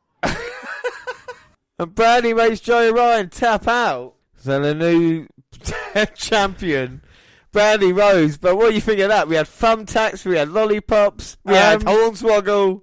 Brandy Rhodes is absolutely fucking awful. She can't wrestle for shit. The match, it was an intriguing, quite interesting match. But, it probably would have been a million times better if it was anyone but Brandy Rhodes. Yeah, but I tell you, it is fun, though, isn't it? It's been fun seeing Orange Cassidy and Joey Ryan. And even with Shakara and stuff like that, being away from WWE and seeing how to have a little bit of fun in wrestling, it doesn't have to be serious all the time. And up next, well, we're halfway through the list now, and we'll carry on. Up next is number 5. Yes, it is cameos. It's a YouTube, and we wanted to switch gears and take a look at future pro wrestling stars who made early appearances on television, not in the ring necessarily, but in extras roles. That includes suspiciously indie wrestler-looking security teams, police officers, big entrance props, or otherwise. You'd be surprised how many people you'd recognise got their starts like this. And that's not counting the dozens who played Undertaker druids with their faces covered or dressed up like spooky skeletons for a Triple H WrestleMania entrance. Okay, so here are the 10 plus wrestling stars that made their start as extras. Make sure you just... Oh, fuck. Okay, so here we go. We start off with Diamond Dallas Page as a chauffeur. Well, it's hard to recognise him, but yes, that's future WWE Hall of Famer and 3-time WCW World Heavyweight Champion DDP driving the Honky Tonk Man, Jimmy Hart, Greg Valentine and some sock hop ladies to the ring in a pink Cadillac at WrestleMania 6. That was his Cadillac, by the way, and he credits having the right car for him getting a spot at WrestleMania years before he became a superstar. Well, future stars popping up as extras at WrestleMania entries has become a time-honoured tradition at this point, and we're able to scratch the surface, but let's make sure to include a couple you might be thinking of off the top of your head, like CM Punk, the Chicago Gangster. Well, before defeating him for the WWE Championship at Money in the Bank 2011 and blowing a kiss to Vince McMahon in one of the most iconic moments of the decade, CM Punk was one of John Cena's faux gangsters for his WrestleMania 22 entrance in Chicago. If you're having trouble spotting him, he's the one that absolutely does not look like a Chicago gangster from the 1930s. You get a great close-up of him as well, didn't you? You actually do see him on the kind of car. You got a lovely entrance. There's a bunch of cartoon gangsters creeping around the ring with Tommy guns like they're trying to avoid being seen. Lee Cena gets to shoot his fake gun. Punk would end up qualifying for the Money in the Bank ladder match at WrestleMania 23 a year later and would qualify again at WrestleMania 24. From there it was uphill and no one would ask him to ride side-on car at the old timey Gangstermobile again. Up next is Sasha Banks, Alexa Bliss and Charlotte Flair, Conan admirers. Yeah, well, Punk had the most memorable WrestleMania entrance cameo of the Raw 20s. The most memorable cameo from the WrestleMania 30s has to be NXT stars Alexa Bliss, Sasha Banks and Charlotte Flair falling over Conan the Destroyer plate at WrestleMania 30. It's still one of the best WrestleMania entrances ever, especially since all the dramatic music, ridiculous pomp and circumstance contrasted brilliantly with Daniel Bryan's simplicity and minimalism. It's also got to be the most decorated WrestleMania entrance ever, not counting the entire NXT roster playing skeletons a few years later, I guess, but as it includes 2 NXT and 19 main roster championships among the Barbarian Girls. Also, the great Alexa Bliss turning this entrance on its head. Also, the great Charlotte Flair turning this entrance on its head at WrestleMania 34 and assuming the role of Conan for herself. We got Jon Moxley as a druid. Who? Jon Moxley. Who? Dean Ambrose. Oh! Well, it's hard to spot most Undertaker druid cameos, but it's easy to find Dean Ambrose's during Undertaker's surprise appearance at the end of Royal Rumble 2006. Taker shows up riding a chariot pulled by a pale horse to destroy Kurt Angle's celebration with lightning. Some subtle symbolism, and yep, there's Ambrose bearing a torch to Taker's right. 7 years later, the two would go one-on-one on April 26, 2013 edition of SmackDown. One of Taker's last televised matches on weekly TV as a regular. Made one day wonder what Mean Mark Reaper is doing in All Elite Zone. Probably. Well, up next we've got the Young Bucks in Degeneration Me.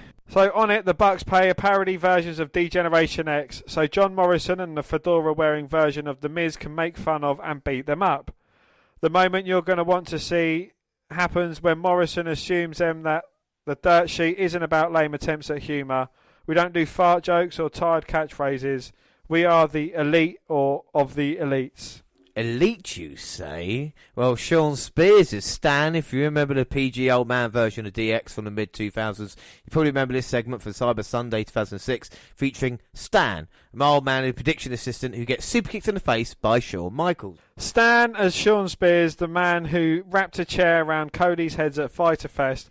Before that, you recognised him as Ty Dillinger, the man who loved to count to 10. So much he dropped literally every other aspect of his life and personality to do so full time. Between gigs, I'm guessing he wrote a bunch of fan letters to Eminem, then drove off a bridge with his girlfriend in a trunk. She was pregnant with his kid. Shit, it was you. Sheamus and Wade Barrett security in the mid-2000s. DX were really great for future star cameos, I guess. For example, when security shows up to stop them from brawling with Rated RKO on the November 13th, 2000 edition of Raw. You can spot future W champion Sheamus as one of the goons. Is it weird to anybody else to see Sheamus wearing normal clothes? I'm so used to seeing him in the gym clothes, wrestling trunks, beard, braids, Teenage Mutant Ninja Turtle outfits, or festive Forest King Club process him in a polo tucked into slacks.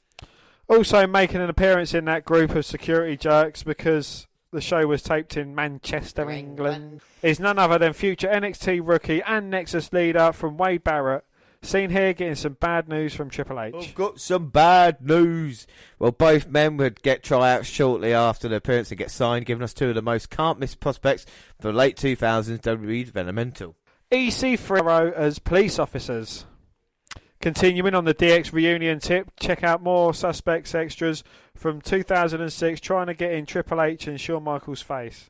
This time you'll spot Cesaro back when he had hair and was calling himself Claudio Castagnoli and a pre-NXT, pre-Derek Bateman EC3. Well, Cesaro would, of course, go on to hold the United States Championship, 6-time champions, tag team champions so far, and the Andre the Giant Memorial Battle Royal Trophy.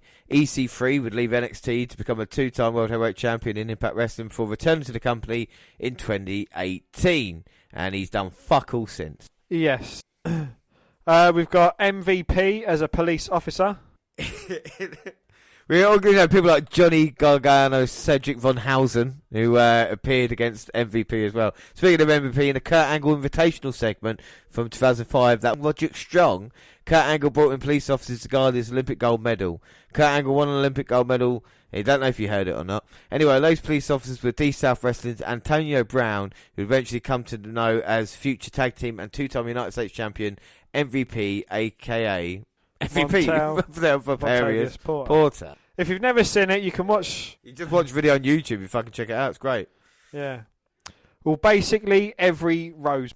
Finally, this week, up next we have the Rosebuds, the group of drug-addled partygoers who followed Adam Rhodes around both on and off the Exotic Express. Lots of people played Rosebud characters. If you weren't around for Rose, just imagine No Way Jose's conga line plus ecstasy. There's pictures going around, and it's got the most famous Rosebuds, with the exception of maybe Veronica Lane, who wrestled briefly to interview for NXT. Everybody Rosebud in the shot had a bigger WWE career than Adam Rose. Okay, so just in this one picture, we've got Carmella, former SmackDown Women's Champion and Mixed Match Challenge winner. We've got Dana Brooke, who, even if she hadn't won a ton of things, because she's going to be shagging Dave Bautista soon. At least she doesn't walk alone. Tucker Knight, currently one half of Heavy Machinery. Becky Lynch, WrestleMania main eventer and wildly popular multiple-time champion. Simon Gotch, former NXT Tag Team Champion and one half of the Vaudevillains, and hates Enzo Amore. That's his biggest accomplishment. Elias, also known as the guitar-playing douche. You got Braun Strowman, Monster, among buds. Other Rosebuds who went on to become wrestlers you've heard of include Scarlett Bordeaux, Taylor Hendricks, Jimmy Jacobs, Sami Callihan, Solomon Crowe, Jeremiah Goddamn Snake, James Ellsworth, Kalisto, and Alexa Bliss. Yeah, so this is ridiculous indeed. We've got a Roderick Strong now coming out to face Kurt Angle. MVP's one of the police officers there as well. Yeah, the most famous one I think is Tommaso Ciampa. He comes down looking like an IRS rip-off. I mean, you know him nowadays as a man having a big beard and no hair. Well, imagine if the big beard was on his head, he was wearing a suit and he was carrying an IRS-like briefcase down to the ring. It's almost like it's the opposite of what he is now. And he even looks in a weird way. He doesn't look like a professional wrestler as it was. If you'd tell me that man would go out to be one of the best competitors NXT has ever seen, I would tell you to fuck off. Yeah, I would also agree. I mean, this is crazy that we're looking at this in 2004. I think 15 years ago. Yeah. Wonder what Ciampa's about Goldie as he gets the microphone. Daddy's home. Oh, so this is about that then.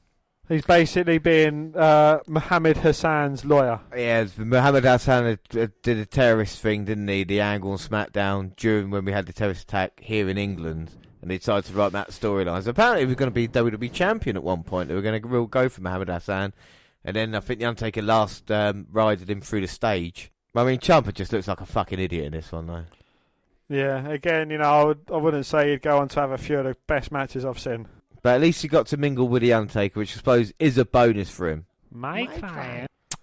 Well, just as Mohammed Hassan's lawyer, Tommaso Ciampa, was speaking, the lights go out and The Undertaker's dongs hit. I beg your pardon. Dong. Oh, yeah, dong. Sorry, yeah, I thought you meant Joey Ryan style. Thomas Whitney Esquire. So there we go. We've got the absolute legend in the sport, a man defined for what he's done for their brand that he's been on, and The Undertaker. In this one, Tommaso Ciampa. And I mean, it is ridiculous when you think how they're used. And this is what makes wrestling so different. People get serious. That you can have different, because you can, Undertaker used to be mean Mark Callis back in the day, and I'm sure he wouldn't been a member of security guard or something. It could have been the Eggman, which might have made the list as well. It's just the breaks it takes. And Ciampa, it took so long to get into the WWE, and yes, it's ridiculous, but I'm sure for him, it's definitely worthwhile. So, what do you reckon now? Is it going to be chokeslam or tombstone? Choked stone. Chokestone. I'm saying a tombslam. Well, the Undertaker's got him round the throat, and he might be a lawyer, not a wrestler. He just took a good chokeslam. He take a very good chokeslam. But, going back and watching this as it happens, would you look at Tommaso Ciampa and think one day he's going to be one of the most biggest names in wrestling? No, you wouldn't. And that is the ridiculous thing about this. Someone like Mohammed Hassan, with a feud ending, and yet there's Ciampa, a guy who said he'd be leading the way 15 years later as he's going to get chokeslammed and tombstoned. So I was right. Yeah. He got stoned. He got chokeslammed. He got tombslammed by The Undertaker. Well, we've seen both members of the DIY. One of them was wearing lederhose and going against MVP. The other one was getting chokeslammed and tombstoned by The Undertaker. But nonetheless, they still became huge successes. Yeah, without a doubt. So let's move on to number 4 on the list, and it's outside WWE again, and it's DDT. Well, Dramatic Dream Team, the largest independent pro wrestling promotion in Japan, pulled off one of its most ambitious events ever. Sanshiro Takagi, DDT's promoter and one of its top stars, headlined the Tokyo Dome against New Japan Pro Wrestling star Minoru Suzuki. However, there were 2 key differences from other wrestling shows at the Tokyo Dome, NJPW's Wrestle Kingdom. The dome was not just in its baseball configuration with the field exposed, but was also completely empty. No tickets were sold and and like most of what DDT does, it was completely ridiculous in the best way possible. Celebrating its 20th anniversary that year, DDT is probably the best known for its West full of viral videos and GIFs that spawned over the years. There's current NJPW star Kenny Omega wrestling a little girl while representing DDT, Kota Ibushi wrestling a blow-up doll that we're going to watch, an Invisible Man wrestling a hill thwarted by a friendship montage flashback sequence, the same match having a referee stop his count when he had his own friendship montage flashback sequence involved a wrestler who's being pinned, Joey Ryan using his strong American penis to win a test of strength, a ladder winning a title, the ladder having a retirement ceremony, and probably more that I'm forgetting. It's not for everyone, and there's a heavy emphasis on offbeat comedy, but DDT also has the most robust talent development program in Japanese wrestling, which produced some incredible performances, the more serious main event matches. Well, the empty dome match was broadcast live on DDT Universe, the promotion's streaming service, and the first half was posted to DDT's official YouTube channel to help draw in new subscriptions. Yes, there's an English sign-up guide. As of this writing, the YouTube video is closing in on 50,000 views, quickly making it one of the most popular videos in the channel's lifetime. Well, Takagi vs Suzuki is part of DDT's Street Wrestling series, which promotion started around 2008. They set up matches regularly once every couple of months, said Jamie Doherty of the Dramatic DDT fan site. It's safe to say the matches are signature of DDT now, and the more out there ideas like the train match, a Royal Rumble on a moving train where a new wrestler enters at every stop, and the dome match are great ways to grab attention, at least from the end. Over the course of an hour, Taggy and Suzuki joined by numerous wrestlers from DDT and elsewhere, making cameos broad throughout the cavernous building, with the baseball diamond serving as the ring.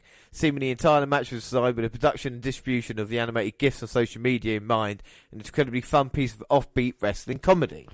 Well, Suzuki's involvement in DDT over the years is, in and itself, funny even before he actually starts doing any comedy. Originally trained by NJPW in the late 80s, he quickly quit the company to join the UWF, which marketed itself as essentially real pro wrestling, and helped found Pancrase, which really was mostly pro wrestling.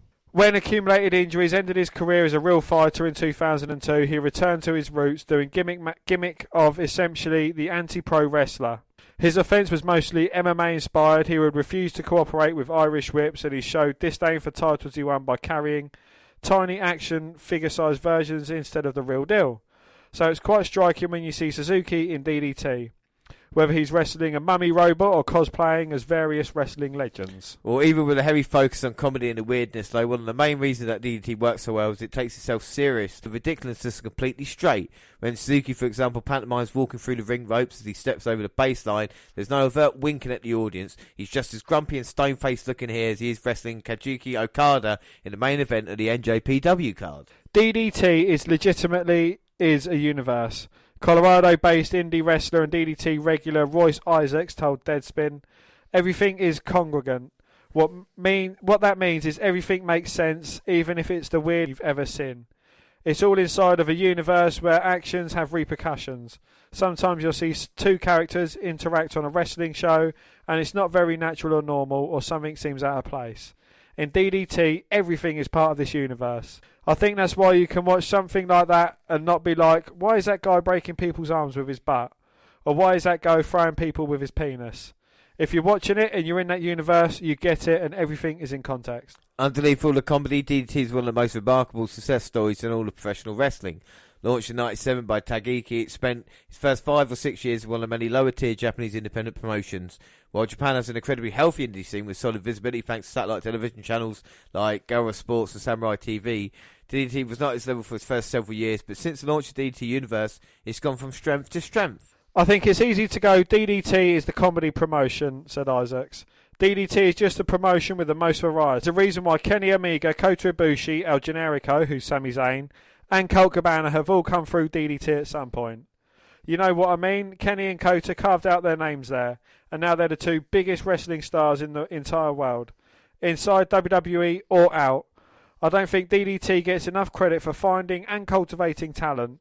It's an obvious thing, but it's easy to brush it off as it's comedy or the funny guys. Well, there's an amazing amount of comedy. Some of the most creative, funniest wrestlers in the UFC, but at the same time, there's some of the best wrestlers in the world, bar none. And there's a very famous saying, is that a great wrestler can have a match with a broomstick and it would still be great, or an animate object. And they proved it, because Kota Ibushi, a man who is legitimately a fantastic wrestler, Dan, he was your pick in the Cruiserweight Classic, wasn't he?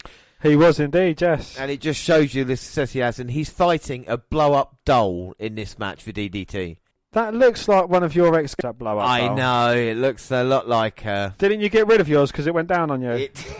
It went up on me, that was the problem.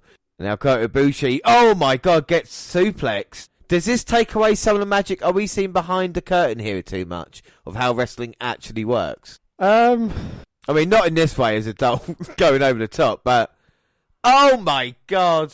A man kind of dressed in a latex body morph suit kind of came in and threw the doll over the top rope. But, no, you know, I'm sure everyone, you know, every wrestling fan, when they was younger, kind of wrestled their pillow or wrestled, you know, something reminiscent of a wrestler, you know, and this is just Kota Ibushi doing it and performing well in a ring. Yeah, we got pile drive, and then this is just the highlights, of course, and now he's going to try the swing, maybe. Can't get her over. Shot to the midsection, and now here we go. Swing. He's got the Cesaro swing going. And he's building up some speed. He just throws a blow-up doll, falls down because he's dizzy. Oh, my God. Now head scissors. Oh, my God. I've never seen that before. Front face powerbomb. And now he's got the submission on. Now the blow-up doll with the roll-up. Getting a 2 count. 2. Can I just point out that this is better than any Enzo Amore match I have ever seen in my life? Well, the doll now is in control. Destroyer! Oh, my Double destroyer, triple destroyer, quadruple destroyer. Oh, my God. 7, 8, 9. It could do the 10. It's going for the cover. No, Ibushi managing to kick out. How much kind of athleticism it takes. Now caught the full Nelson. Got a call with a suplex. 2. No. You don't see that a lot. No, not another one. No, Ibushi managing to block it with a couple of elbows and a huge clothesline lariat. Referee checking. No, the doll's in position. A huge sit-out powerbomb. He's not finished there. It's actually a really good match. It is, yeah. Kota Ibushi going up, and again that man from earlier has got the doll up on top. Using it to cut Ibushi off. Oh my god, and it's very precarious on top there. Ibushi with the forearms. Oh my god, Ibushi got the doll up on his shoulders. Off the top. Oh, fucking hell. What's that, like a razor's edge? Oh, but going on the apron. It's not escape for long now. Fuck was that? Springboard German. No, but the doll managing to kick out. This is awesome. Ibushi wants to end it. I don't think he can put the doll away. Oh, Phoenix splash. 1, 2, 3. And Ibushi gets the victory in, you know, take away from the fact that he was wrestling a blow-up doll. That was an amazing showcase of what Kota Ibushi can bring to it. And it's something that was very good for this, you know, for one show, but I couldn't watch, you know, this fucking bloke that'll have matches with various people. I think it's only a certain kind of calibre of wrestler that can actually pull that kind of match off. I agree, but I love that kind of shit. My only thing is, for me, it's interesting to see how much wrestlers actually do when they take moves themselves, if you know what I mean. Absolutely, yeah. So when you're watching something with NXT, you realise it's actually the guy, you know, taking the move is doing half as much work as like that is very true, but it's. I don't mind it. Yeah, no, I mean, it just goes to show how hard wrestlers work during matches. Yeah, and speaking of hard, we'll move on to our next one at number 3, and it's Jeff Gaylord. Well, born in Columbus, Ohio, Gaylord played as a defensive lineman for the Missouri Tigers while attending the University of Missouri, and eventually became an All-American in '81. He later borrowed the team name for his wrestling nickname. Well, making his professional wrestling debut in 1985, he began wrestling in the Mid-South Area Federation, facing Timothy Flowers, Tarzan Goto, and Kevin the Magnificent in February 1986. During the summer, he also feuded with the Russian team, facing Ivan and Nikita Koloff and Kosita Kurchenko in a six-man tag team match with Ken Macy and Perry Jackson, as well with Perry Jackson even, and Brett Wayne Sawyer against Kurchenko and the Blade Runners on June 8th. He also teamed with Ken Macy against Rick Steiner and Jack Victory at the Tulsa Convention Center in Tulsa, Oklahoma on August 17th, 1987. Well, facing Buddy Landau and the Angel of Death during the next few months, he later appeared on the UWF Superdome Extravaganza Supercard, defeating Art Cruz at the Superdome in New Orleans, Louisiana on November 27th, 86. He would later lose to One Man Gang in the opening rounds of the UWF PWI tournament the following month. During the next year, he would face Eli the Eliminator, and with Jeff Rates against Sting and Rick Steiner. He would later lose to Rick Steiner in a singles match at the Sam Houston Coliseum on January 23rd, 87. Well, during 1989, Gaylord will also appear on the WWF Wrestling Challenge, team with Tim Horner against the Fabulous Rougeaus. And on April 16th, before returning to World Class Championship Wrestling, faces veterans such as Jimmy Jack Funk and Kerry Von Erich. Well, WCCW in 89 to 91, wrestling for World Class Championship Wrestling as the Masked Wrestler, the Hood, during the late 1980s. He would become a mainstay in the area and briefly feuded with Jeff Jarrett, that's JEFFJARRET, and Bill Dundee. Later teaming with Stunning Steve Austin, Gary Young and Skandor Akbar in an 8-man Texas Tornado match, losing to Jeff Jarrett, Bill Dundee, Eric Embry and Percy Pringle in early 1990. A bit of Percy Pringle, Paul Bearer. During this time, he was involved in an altercation with Eddie Gilbert at Dallas Wrestling event, in which Gaylord allegedly sucker punched Gilbert during an argument in Gilbert's dressing room at the Dallas Auditorium. The two began fighting until it was broken up by Doug Gilbert, who assaulted Gaylord with a Coke bottle. Although Gaylord had been speaking to Gilbert regarding the possibility of being booked in Gilbert's promotion, Gilbert claimed in a shoot interview that Gaylord was paid $1,000 by a Northeastern promoter to assault him after Gilbert failed to show up for an event. He then went on to fight for United States Wrestling Association, 91 to 95. Memphis area later that year, he lost to USWA heavyweight champion Jerry the King Lawler by disqualification on November the 4th. And the following week, teamed with the Big O, fighting to a double disqualification against Lawler and Dundee on November 11th. After losing to Bill Dundee and the Spirit of America on November 18th, Gaylord was absent from the promotion for several weeks before returning to face Jerry Lawler, fighting him several times during an event on December 28th, 91. Okay, so let's see Lawler versus Jeff Gaylord. And do you like looks at Gaylord, Dan? Gaylord looks ripped. Gaylord looks... I mean, the King won't back down from a Gaylord, but, you know, here he's big man, you know? Is that a mullet? That is a beautiful mullet. That is a mullet among men. Ultimate Warrior-ish with the arms and the tassels. The tassels behind him. I mean, Gaylord's a real up-and-comer. I mean, even though he's had problems in the past, I'm sure he won't have trouble in the future as he catches the King. And Gaylord's caught him now. You're never sure when Gaylord's coming, but you can see it in his eyes. No, from what I've heard, Gaylord is always on top. Yeah, I mean, it's a bit really. I mean, he's got tunnel vision, hasn't he? Really, in this match, he's not going to go out the back door. You know, no, it's all right going toe to toe with Gaylord, but when he comes from behind, he comes hard. Yeah, no doubt. And let's not forget, of course, you know, Gaylord's upbringing as well. Well, I mean, we get away with it hopefully because of Mark Tardis. So he backed us up. If we get agreed, everything's fine.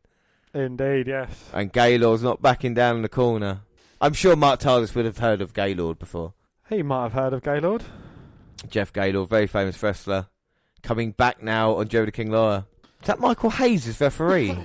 No, it's not. So if Jerry the King Lawler was on the top turnbuckle, would Gaylord pull him off? I think he's looking to pull him off now. But he's getting choked. He can't breathe at the moment. It's choking him so bad. Hit him right at the back of the throat. That's where the King's looking for. Oh my God! Now his manager sticking something down his throat as well. You don't want to put anything down a Gaylord's throat. You don't like seeing, do you? No. I mean, this is kind of like a gang banging him at this moment in time in this match. Gaylord now sent into the top. Is it me or does that ring post look a bit phallic? It does. It doesn't it? It's got a little helmet to it. I can say Gaylord is not packing. No, Alex Wright. he certainly is no Alex Wright. Gaylord sent to the outside. And the King going about his business. And it's weird, the King's still wrestling to this day. Yeah, and Gaylord's now getting bashed off. Well, you wait to find out what happened to Gaylord. And now the chair, God, his head hurt. My head must hurt. Like the top of it as well. Well, his head has taken quite a lot of pounding. And I've gone outside the ring, which is always tough. Gaylord likes it better in the ring, I've heard. Yeah, I'm fighting around it. Gaylord has finally entered the ring. And now the King with a right hand. Gaylord's down. Doesn't look good for him. Well, Gaylords don't stay down for long, though. No. I've heard they get up pretty quickly. They can especially especially if another man's involved, Gaylords get up really quickly. Oh my God! He avoided a fist. You got to be someone to be fisted by the King in this match. No, Gaylord avoided getting fisted, but Gaylord's now fisting the King. He is a few times in the head. Bit of light fingering, and he's going low. Oh now no! A hip toss to the King. Off. But Gaylord's still in this one. Yeah, he's got the King on top now. He's got him on his shoulders. He's spinning round. Gonna put his leg behind his head. And he spins him right round. Baby, right round. Oh no, the referee gets involved. Oh, the referee gets knocked down by the legs of the King. Oh no. And he managed to toss King off into the manager. And the manager took the full load of that on his face. And the referee got maybe called for the bell. Gaylord's still in this. Well, Gaylord's certainly a chubby chaser. Well, he doesn't mind the size of you. And this is a big man he's going after. Oh, yeah, he's really wide. Oh, no, King rolled him up. It's well, still the legal. King from behind, pulling Gaylord's tights down. Oh, my God. Gets the victory. Managed to pull one out. He managed to sneak it in. A victory. Well, there you go, Dan. Jeff Gaylord. And I might need a second to recompose myself as we continue to talk about his career. But there was in action. Well, defeat Handy January the 6th, he spent several months in the Puerto Rico-based American Wrestling Federation, winning the AWF International Tag Team titles with Sunny Beach, before returning later that year, teaming with Mr. Hughes to defeat Jerry Lawler and Jeff Jarrett. That's JEFFJARRE on September the 21st. On November 24th, he would also make a pay-per-view appearance at the WF 93 Survivor Series as the Black Knight, along with a Red Knight and a Blue Knight, against the Hart family, and the latter pinned by First Man eliminated. Although originally scheduled to be captained by Jerry King Lawler, Shawn Michaels was named as last-minute replacement due to Lawler's legal problems preventing him from appearing in the WWF. Got accused of raping a minor. Well, returning to the USWA, he and Mike Anthony defeated PG-13 for the USWA Tag Team Championship on November 29th, although they would later lose the titles a week later to the War Machines on T3, and no, James, not them War Machines, War Raiders. Viking experience. Losing to Doug Gilbert on January 3rd, he managed to defeat Del Rios, not Alberto Del Rios. However, he later lost to Skull Von Crush on January 24th, fought to a time limit draw with Reggie B. Fine on January 31st. After a loss to Coco Beware on February 7th, he teamed with Spellbinder and King Cobra, defeating Skull Von Crush and the Nightmares at Supercard Memphis Memories on March 7th, and later defeated Skull Von Crush on March 14th. He won a Battle Royal on July 25th for losing to Sid Vicious later that night. He would later team with King Kong Bundy, losing to Sid Vicious and Spike Cuba on August 1st, 1994. Remaining with the promotion during its last years, he lost to the Gambler by disqualification in his last appearance on May 15th, 1995. After leaving the USWA, Gaylord began wrestling for the American Federation and later teamed with the Warlord, fighting disqualification with Hercules Hernandez and Mr. Hughes, so it would be the Gaylord Warlord. This would later several other teams to advance the second round, including Wildfire, Tommy Rich and Greg the Hammer Valentine, eventually going to defeat Coco Beware and Mr. USA Tony Atlas in the tournament finals. Gaylord also wrestled on November 28th, 1994, taping WWE Saturday Night, where he defeated Rip Rogers. You don't want to be ripped by Rogers, I suppose. No, he ripped Rogers and then Gaylorded him. So, but then what happened? Well, James, criminal convictions. What? In October 2001, Gaylord robbed a bank in Aura, Colorado of $5,000. Then, in February, he robbed the same bank branch. This time, his license plate number was written down and a high-speed chase resulted, which resulted in Gaylord being taken into custody. He pleaded guilty to 2 counts of bank robbery and was sentenced to 2 consecutive terms of 78 months. My God. Well, Gaylord is out now. And he's 61. We're still going. I mean, there's 2 more moments that are more ridiculous Than that. That is unbelievable, really, when you think about it. And of course, we'll have a recap before we get to the number 1 spot. But number 2 is Fantasio. Another entry to the one and done category. Fantasio is one of the most peculiar superstars in WWE history. Harry Del Rio, supposedly the first ever wrestler to be signed to a developmental deal, had wrestled in the Memphis USWA territory as Brian Damage. Brain Damage? I think it's Brian Damage. Yeah. When he got the call to join the WWF roster. Well, he was a big, jacked-up guy, 6'3" and around 275 pounds of muscle, and wasn't all that bad in the ring. He probably could have had a decent run in the company had the gimmick of his hand had not completely killed his credibility from the off. Well, his first mistake was being a real-life amateur magician. Obviously, something that Vince McMahon couldn't pass up, so he made it his act. Making his debut on WWE Superstars July 16th, 1995, Fantasio came out of the ring wearing a mask and performing a couple of magic tricks, such as making smoke come out of his hat and smell the money. God damn it, go out there and magic, damn it. Well, a match, a typical squash duel opposite future ECW star Tony DeVito, had a novel, embarrassing finish with Fantasio getting a win after removing his opponent's underwear. Then after the match he removed Earl Hebner's too, because the joke was even funnier the second time round. And that was it for Fantasio. He never made another televised WWE appearance again, which, according to a 2006 interview with Del Rios, was because The Undertaker thought the character was too closely to his own. Fantasing, embalming, well, it's all the same, really. Yeah, I doubt that is true, so let's watch this. This is not available on the network, so we've had to scour YouTube for this, and it is Fantasio's debut. And just step back and be ready to be amazing. Here he comes already. He had a stick of fire and he turned it into a cane. And not Kane! Kane! It's Kane! But how did he do that? I don't believe this guy is spooky coming out here. Well, he's got a top hat and tails with him. And like I said, he looks to be serious. Oh my God. How did he do that? Well, just fire erupted from his hat. It was an early version of Kane. Kane! And now, it looks like Farouk in a mask, if I'm going to be... Oh, when did that come from? Just like this string like Spider-Man just come out and scared the hell out of his opponent. Hip lock takedown, followed by a second. You can see the magic hands. Well, how there's no, he's not wearing a top, so I don't know how he can do all the magic. And Fantasia, I mean, I'm surprised WWE haven't brought him back since. Who doesn't like a black man in whiteface? Huh? I know. I mean, of all the racist things I've ever seen. I don't know if this should be ridiculous or controversial now we're watching this. Have you seen Ace? Yes, yeah, we'll be... I know. Some people just help themselves, can they? So, but sometimes you are stuck with a gimmick that you can't beat. Indeed, yes. A huge shoulder block takedown by Phantasmo. Oh, now a slam as well.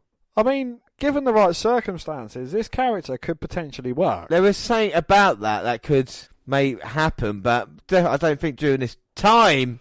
And he's ripped off his opponent's underwear, rolled him up free, and got the victory. Well, there we go, throw him away. You don't want to keep him. And now Fantasia going over to Earl Hebner as well. Oh my God.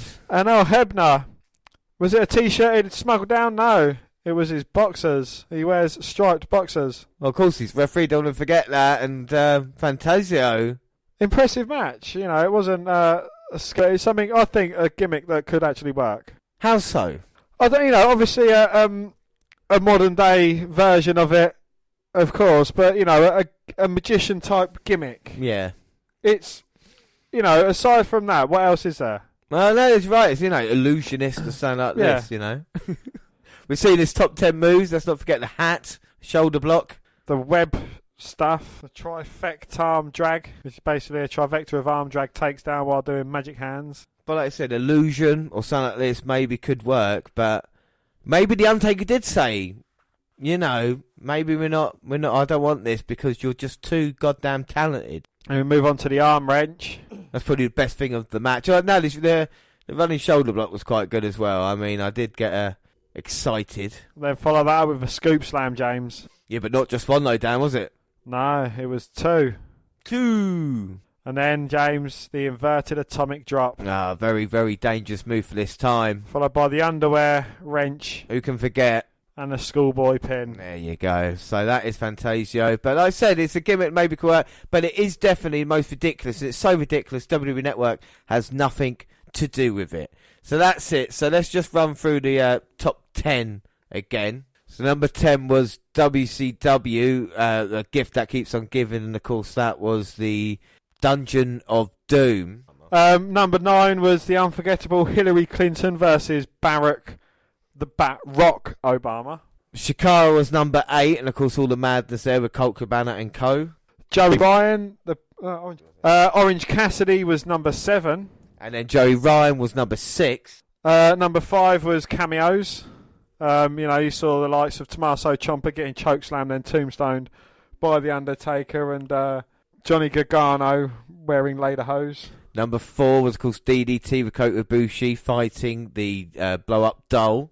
Number 3 was Jeff Gaylord.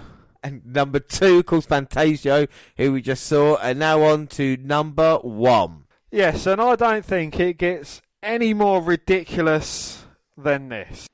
It is now time. Don't reveal the name, just start reading through it. All right. We'll just start. Shall we just leave the suspense? In 2000, after filming the World Championship Wrestling movie Ready to Rumble, he made his first appearance on the April 2012-2000 episode of Thunder, sitting in the crowd before leaping into the ring to take part of a work confrontation with Eric Bischoff and his New Blood stable.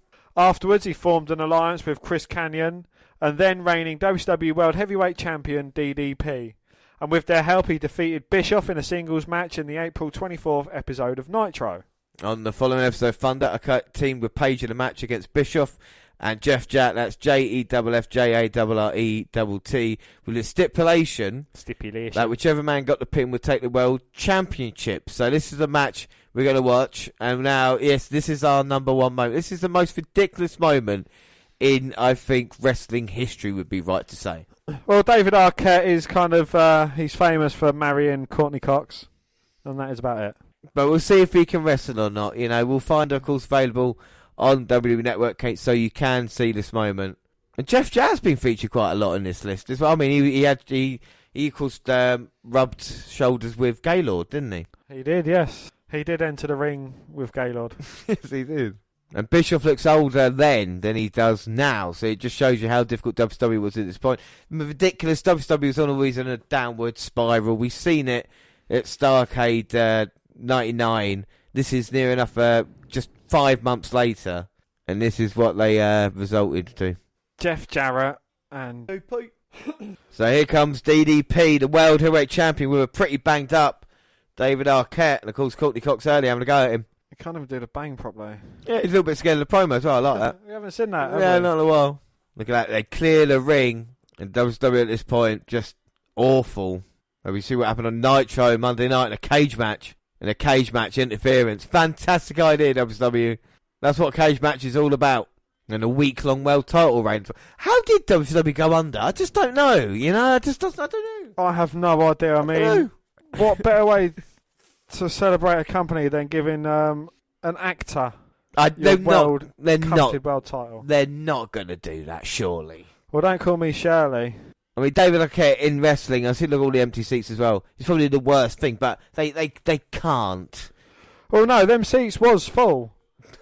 Until David Arquette came out the curtain and they was just like, nah, fuck this. What do you think about celebrities in wrestling? Is there a way to do it that works? I think the way WWE done it with their celebrity with their celebrity GM, general managers, I think that's an interesting and good way to do it. But, I don't know, they seem like really weird. Like with Stephen Amell, he's got some discernible talent, combat in what he does. But, an actor that's not known for combat, I don't think it's a wise move. Well, it all depends how it's done, and this is definitely not the way. As Bischoff has already gone to attack David Arquette, and the match is starting. Of course, like you said, the first man to get the pin, DDP and Jeff Jarrett on the outside.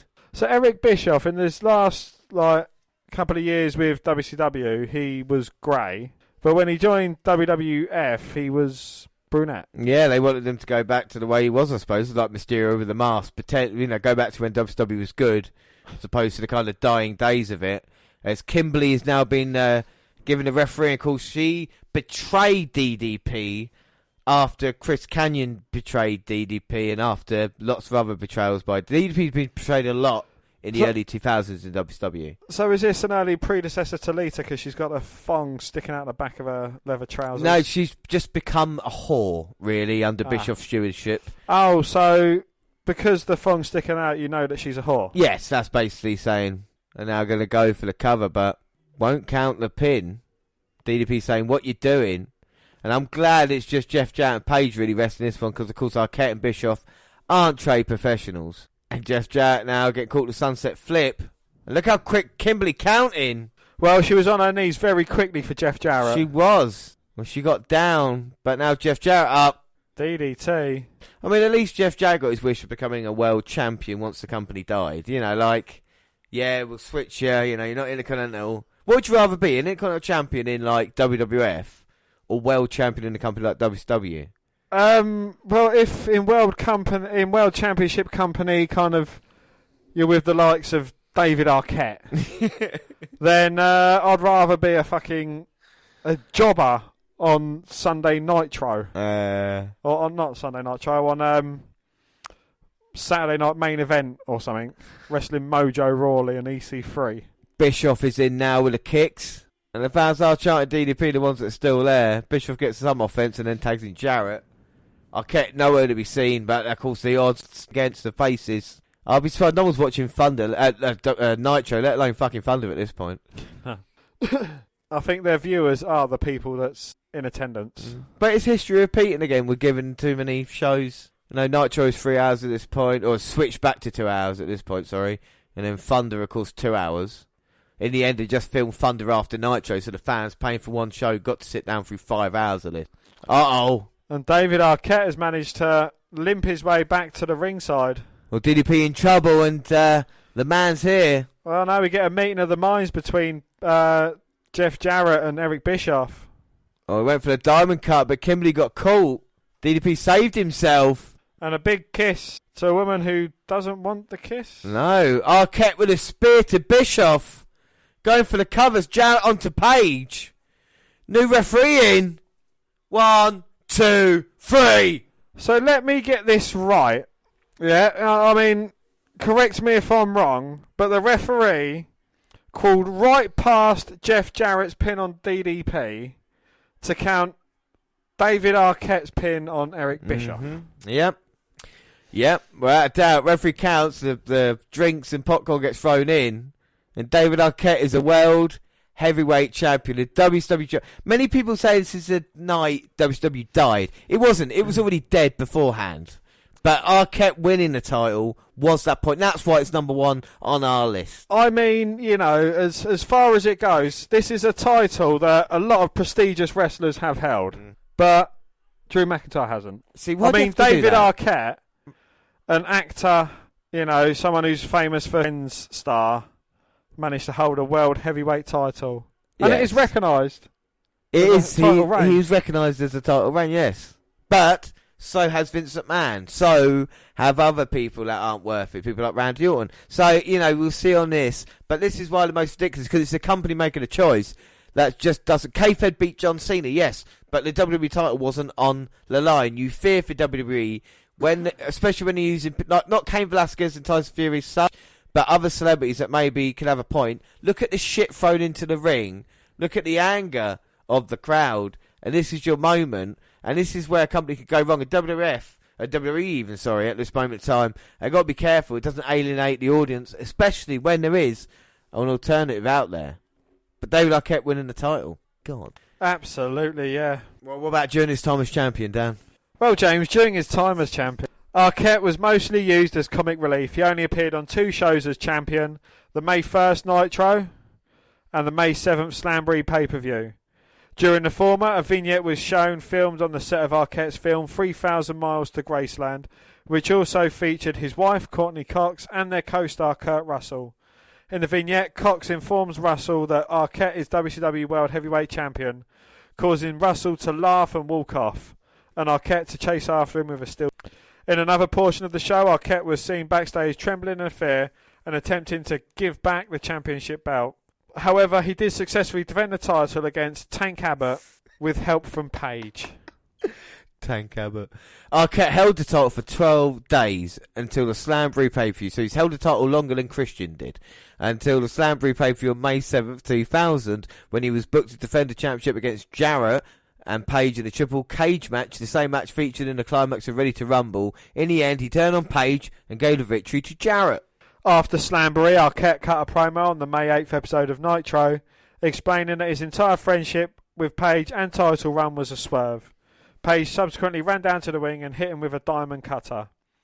Arquette made one final appearance with WCW on the New Blood Rising pay-per-view on August 13th when he interfered in a match between Buff Bagwell and Arquette was totally against becoming the WWE World Heavyweight Champion, believing that fans like himself would detest a non-wrestler winning the title.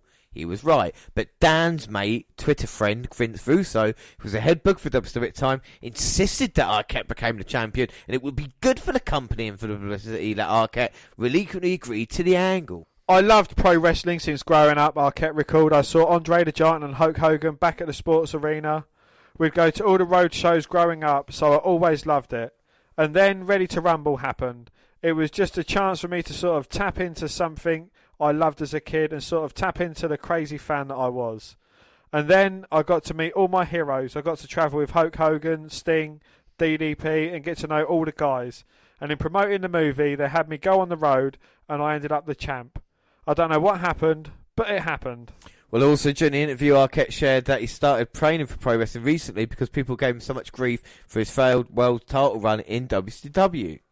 I never really got the opportunity to wrestle, so just 18 years later, after a lot of people gave me grief, I was like, I want to do it right.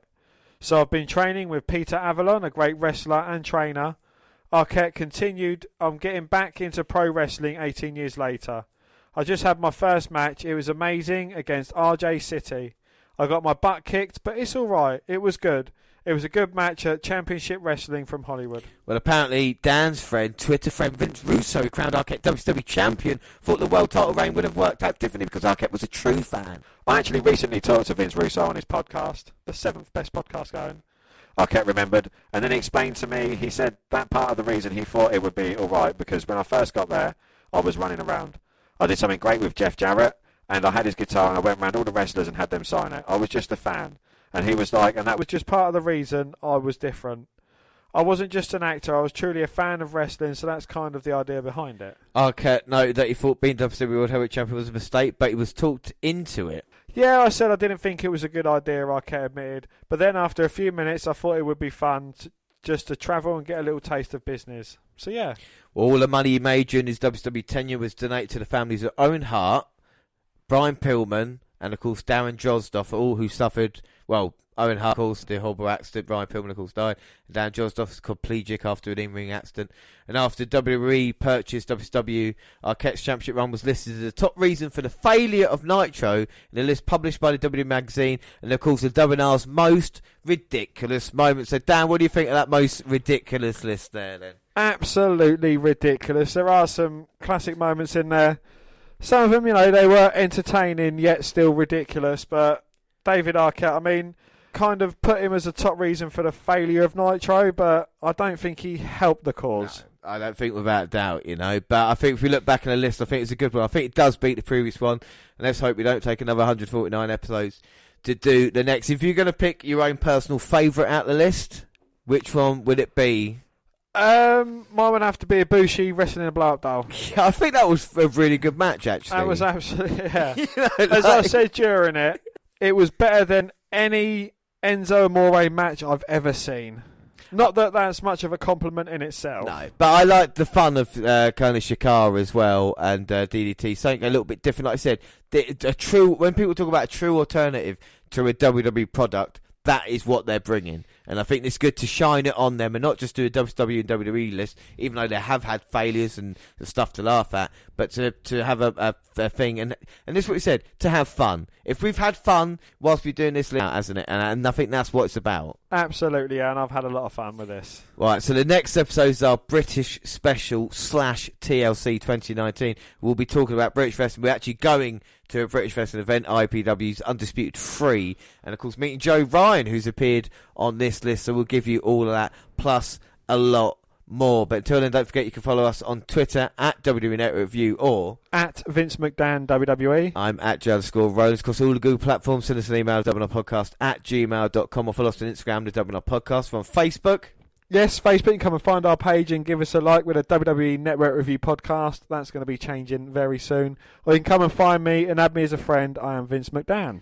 Subscribe to our YouTube channel, the WNR Podcast. Got all the latest clips on there. Podcasts at the same time on YouTube. To places like SoundCloud. On your phone. Spreaker Radio. We've got our live shows, Stitch Radio and iTunes. We can download, subscribe, rate and review there. But like I say, up next, it is the British Special / TLC. But until then, I've been James Rowlands, and as always, I was joined by Dan White. Thanks for listening, everybody, and bye. Bye.